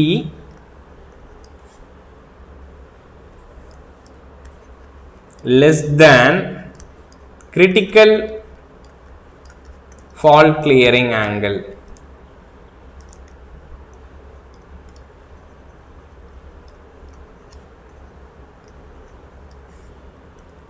So that synchronous machine is stable. புரியுது இல்லை? அதாவது நான் என்ன சொல்ல வரேன்னா, ரெண்டு ஆங்கிள் இருக்கும்பா, சிம்பிள் தான். ரெண்டு ஆங்கிள் இருக்கும். ஒன்னு ஃபால்ட்டோட கிளியரிங் ஆங்கிள், ஃபால்ட்டோட கிளியரிங் ஆங்கிள். நீங்க வந்து எப்போ அதை கிளியர் பண்றீங்க, அந்த ஃபால்ட்டை எப்போ நீங்க கிளியர் பண்றீங்க அப்படின்றது என்னோட ஃபால்ட்டோட கிளியரிங் ஆங்கிள். ஸோ இன்னொன்று கிரிட்டிக்கல் கிளியரிங் ஆங்கிள். கிரிட்டிக்கல்ன்ற வார்த்தையே எனக்கு எக்ஸ்பிரஸ் பண்ணது இல்லை. ஸோ இதுக்கு மேலே நீங்க போகக்கூடாது. ஓகே, ஸோ இப்போ இந்த கிரிட்டிக்கல் கிளியரிங் ஆங்கிள்ன்றது அதோட வெர்ஜில் இருக்கு. அதுக்கு மேலே நீங்க போனீங்கன்னா அதுக்குள்ள நீங்க ஃபால்ட்டை கிளியர் பண்ணிட்டா ஓகே. அதுக்கு மேலே நீங்க ஃபால்ட்டை கிளியர் பண்ணீங்கன்னா தட் இஸ் நத்திங் ராங், அன்ஸ்டேபிளாக தான் இருக்கும். ஓகேங்க, இதை தான் நான் சொல்றேன். கிரிட்டிக்கல் கிளியரிங் ஆங்கிள்ன்றது டிஃப்ரெண்ட், ஃபால்ட்டோட கிளியரிங் ஆங்கிள்ன்றது டிஃப்ரெண்ட். ஸோ ஃபால்ட்டோட கிளியரிங் ஆங்கிள்ன்றது நான் 30 டிகிரியில் கிளியர் பண்ணலாம், நான் 40 டிகிரியில் கிளியர் பண்ணலாம், 50 டிகிரியில் கிளியர் பண்ணலாம், 60 டிகிரியில் கிளியர் பண்ணலாம். ஸோ நான் எவ்வளோ டிகிரிலன்னா ஃபால்ட்டை வந்து டிஸ்கனெக்ட் பண்ணலாம். ஆனால் 70 டிகிரிக்குள்ள நீங்க பண்ணணும். அப்படி பண்ணா ஸ்டேபிளா இருக்கும், அப்படி பண்ணாம போனா அன்ஸ்டேபிளா மாறிடும். அப்ப அந்த 70 டிகிரின்றது தான் என்னோட லிமிட். கரெக்டா? அதுதான் கிரிட்டிக்கல் ஃபால்ட் கிளியரிங் ஆங்கிள்னு சொல்றோம். ஓகே, அந்த லிமிட்டை எக்ஸ்பிரஸ் பண்றது கிரிட்டிக்கல் ஃபால்ட் கிளியரிங் ஆங்கிள். அடுத்ததான் நீங்க கிளியர் பண்ண போறது, இந்த ஃபால்ட்டை எப்போ ஓபன் பண்ண போறீங்கன்றது ஃபால்ட் கிளியரிங் ஆங்கிள். ஓகே, அப்ப ஃப்ரம் திஸ் இதுல இருந்து நம்ம என்ன பண்ண போறோம்னா fault clearing time கண்டுபிடிக்க போறோம். ஓகேயா? the fault clearing time can be found by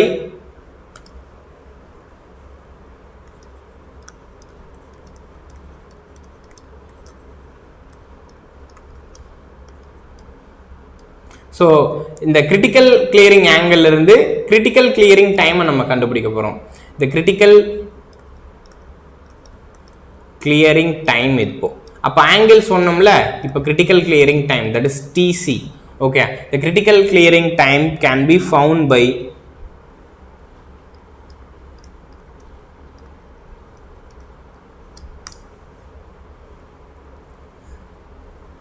point by point method.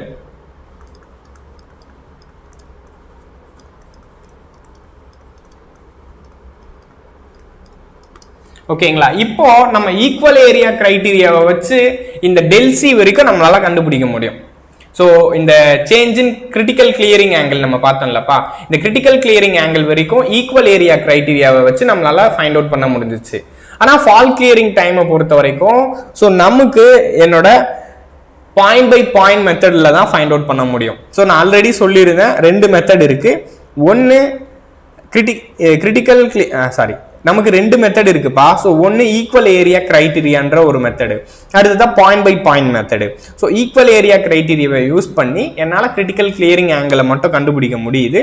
So அதுக்கு மேலே கண்டுபிடிக்கணும்னா அதில் நிறைய மேத்தமெட்டிக்கல் இன்வால்வேஷன்ஸ் இருக்கிறனால ஸோ அதுக்காக நம்ம என்ன பண்ணுறோம்னா என்னோட பாயிண்ட் பை பாயிண்ட் மெத்தடுக்கு வந்துடுறோம். Okay, point by point method மூலமாக என்னோட கிரிட்டிக்கல் கிளியரிங் ஆங்கிளை நம்மளால கண்டுபிடிக்க முடியும். ஓகேயா? ஸோ அடுத்ததா இது எதுல இருந்து நம்ம கண்டுபிடிக்கிறோம்னா ஃப்ரம் கிரிட்டிக்கல் கிளியரிங் ஆங்கிள் இருந்து தான் கன்வெர்ட் பண்றோம். The critical clearing time can be found by point method. It is derived from critical clearing angle.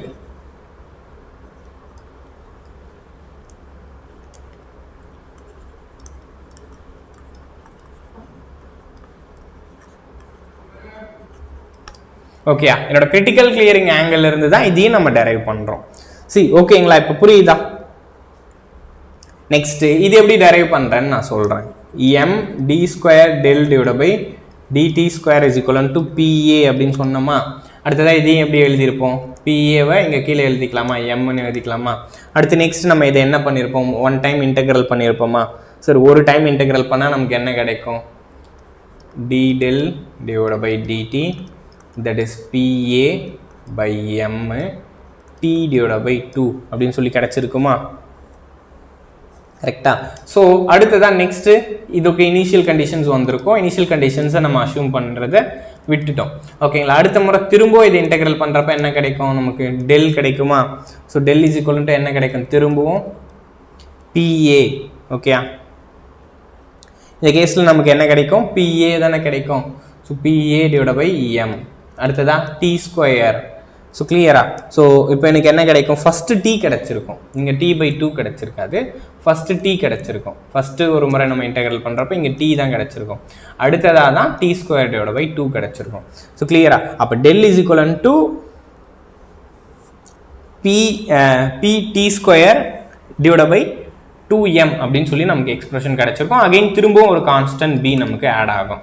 Okay, இந்த கேஸில் டியூரிங் திஸ் கேஸில் என்னோட PA இஸ் ஈக்குவலன் டு PSஆக இருக்கும். ஓகேங்களா, பிகாஸ் PEன்றது என்னவா இருக்கும்னா 0வாக இருக்கும். ஸோ டியூரிங் த ஃபால்ட்டில், ஸோ ஏன்னா கிரிட்டிக்கல் கிளியரிங் டைம்ன்றது என்னப்பா என்னோட செகண்ட் கேஸ் தானே. அந்த செகண்ட் கேஸில் நீங்கள் பார்த்தீங்கன்னா எலக்ட்ரிக் பவர் 0வாக இருக்கும். So in case 2 electric power is 0 நீங்கள் பார்த்தீங்கன்னா அதில் இருக்கும். So in case 2 PE is 0. So therefore PA will become PS. அப்போ therefore இங்கே நான் என்ன பண்ணலாம்னா இந்த டெல்லை we can write as கரெக்டாக இந்த டெல்லை நம்ம என்னென்ன எழுதலாம், we can PSஆக எழுதலாம். So del, so clear. அப்போ del is ஈக்குவலன் to PS divided by M T square divide by 2. So அடுத்ததாக B அப்படின்னு இருக்கும். ஓகே, அப்போ இந்த del is ஈக்குவலன் to PS by M T square divide by 2 plus B அப்படின்னு சொல்லியிருக்கோம். ஸோ இந்த கேஸில் என்னோட பாஸ்ட் இனிஷியல் கண்டிஷன் என்ன அப்படின்னு சொல்லி பார்த்தோம்னா, so initial condition is first condition del naught, கிளியரா, பிஃபோர் ஃபால்ட். அப்போ இது என்ன ஆகும்னா del is ஈக்குவலன் to PS divide by M T square divide by 2 plus del naught அப்படின்னு சொல்லி இருக்கும். ஸோ இப்போ ஜஸ்ட் நான் என்ன பண்ணுறேன்னா சப்ஸ்டியூட் பண்ணுறேன். So T is ஈக்குவலன் to TC. Okay, just substitute, இதை வந்து சப்ஸ்டியூட் பண்ணுறேன். T is ஈக்குவலன் to TC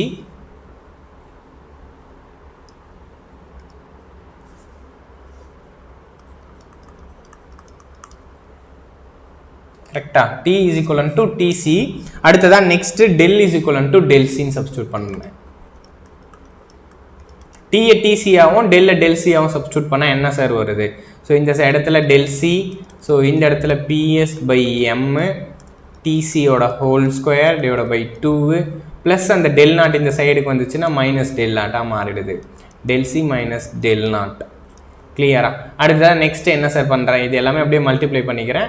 so இப்போது ஸோ இந்த TCயை வந்து இந்த சைடு எடுத்துகிட்டு வந்துடலாம். TC square equivalent to M into 2Mனா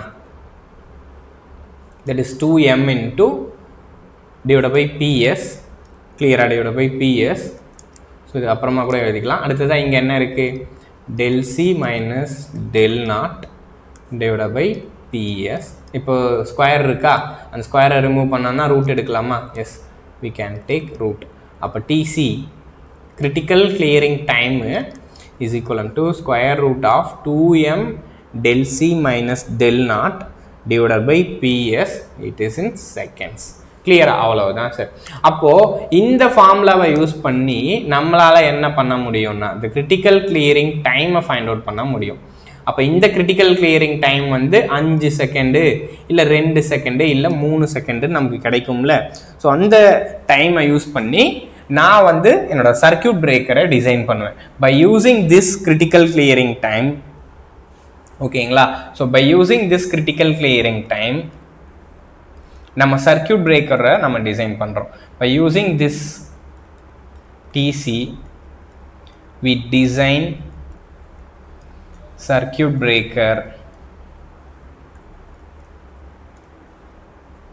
ஓகேயா, ஸோ இப்போ சர்க்கியூட் பிரேக்கர்ஸை நம்ம இந்த டைமை வச்சு தான் டிசைன் பண்ணுறோம். அதாவது என்னன்னா நீங்கள் டிசைன் பண்ண போகிற அந்த சர்க்கியூட் பிரேக்கர் இருக்குல்லப்பா, அந்த சர்க்கியூட் பிரேக்கரை இந்த பர்டிகுலர் டைமுக்குள்ளே உங்களோட சர்க்கியூட்டை பிரேக் பண்ணுற மாதிரி டிசைன் பண்ணணும். அதாவது உங்களோட ஃபால்ட் கரண்ட்டை அது சென்ஸ் பண்ணி ஸோ இந்த டைமுக்குள்ளே அதை வந்து ட்ரிப் பண்ணிடணும். ஸோ அப்படி ட்ரிப் பண்ணுச்சுன்னா மட்டும்தான் அந்த ஃபால்ட்டை என்னால் என்ன பண்ண முடியும்னா கிளியர் பண்ண முடியும். ஸோ அகெயின் மெஷினும் ஸ்டேபிளாக இருக்கும். ஸோ அதுவே உங்களால் பண்ண முடியாமல் போச்சுன்னா, இந்த கிரிட்டிக்கல் டைமுக்குள்ளே உங்களால் ஃபால்ட்டை கிளியர் பண்ணாமல் முடியாமல் போச்சுன்னா அப்போ டெஃபினட்டாக என் சிஸ்டம் அது அன்ஸ்டேபிளாக மாற்றிடும். ஓகே, புரியுது இல்லைப்பா? கிரிட்டிக்கல் கிளியரிங் ஆங்கிளை என்னால் ஆக்சுவலாக பார்க்க முடியாது, அது வந்து மிஷினுக்குள்ளே இருக்குது. அப்போ ஆங்கிளை நான் போயிட்டு எப்படி மெஷர் பண்ணி என் சிஸ்டமை ஸ்டேபிளாக வச்சுக்கிறது? ஸோ அதுக்காக நம்ம என்ன பண்ணுறோம், கிரிட்டிக்கல் கிளியரிங் டைமை டெரைவ் பண்ணுறோம். இந்த கிரிட்டிக்கல் கிளியரிங் டைம்ன்றது எனக்கு செகண்டில் கிடைக்கும். அதாவது 2 செகண்ட் ஃபால்ட் அக்கர் ஆகுதா, இதை வந்து நான் செக் அவுட் பண்ணி வச்சுருவேன். ஸோ ஃபால்ட் அக்கர் ஆகுதா, ஃபால்ட் அக்கர் ஆகிட்டு 2 செகண்ட்ப்பா உங்களோட critical clearing time.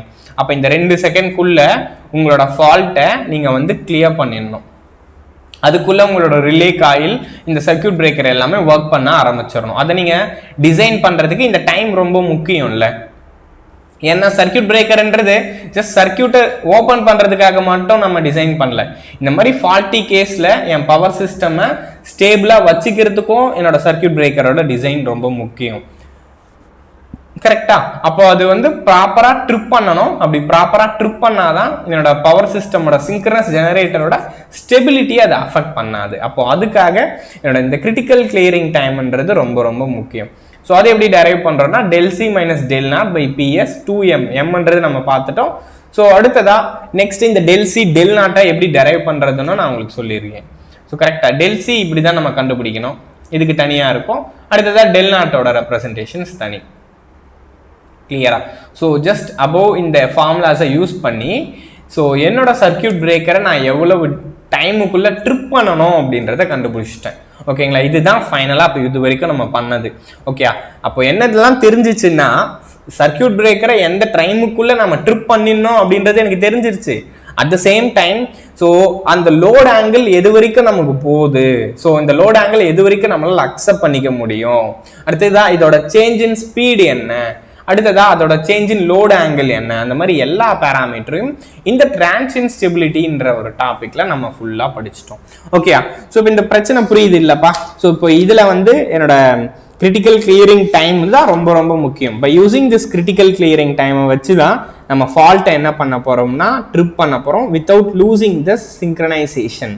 So stability affect பண்ணாம நம்ம ட்ரிப் பண்ண போறோம். So up to this clear தானே?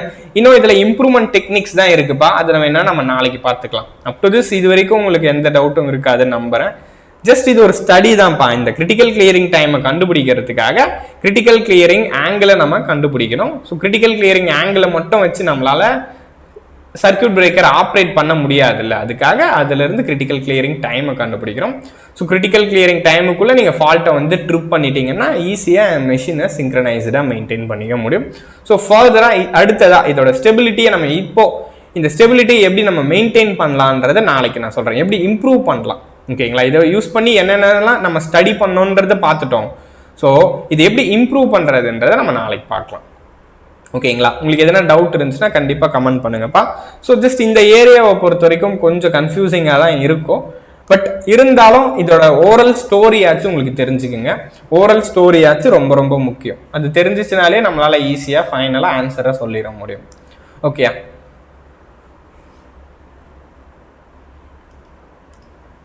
இப்போ விசிபிளாக இருக்கும்னு நினைக்கிறேன். கிளியரா? ஸோ இப்போ உங்களுக்கு ஆல்மோஸ்ட் விசிபிளாக இருக்கும்னு நினைக்கிறேன். கொஞ்சம் இந்த பேஜ் கட் ஆகிருக்கு.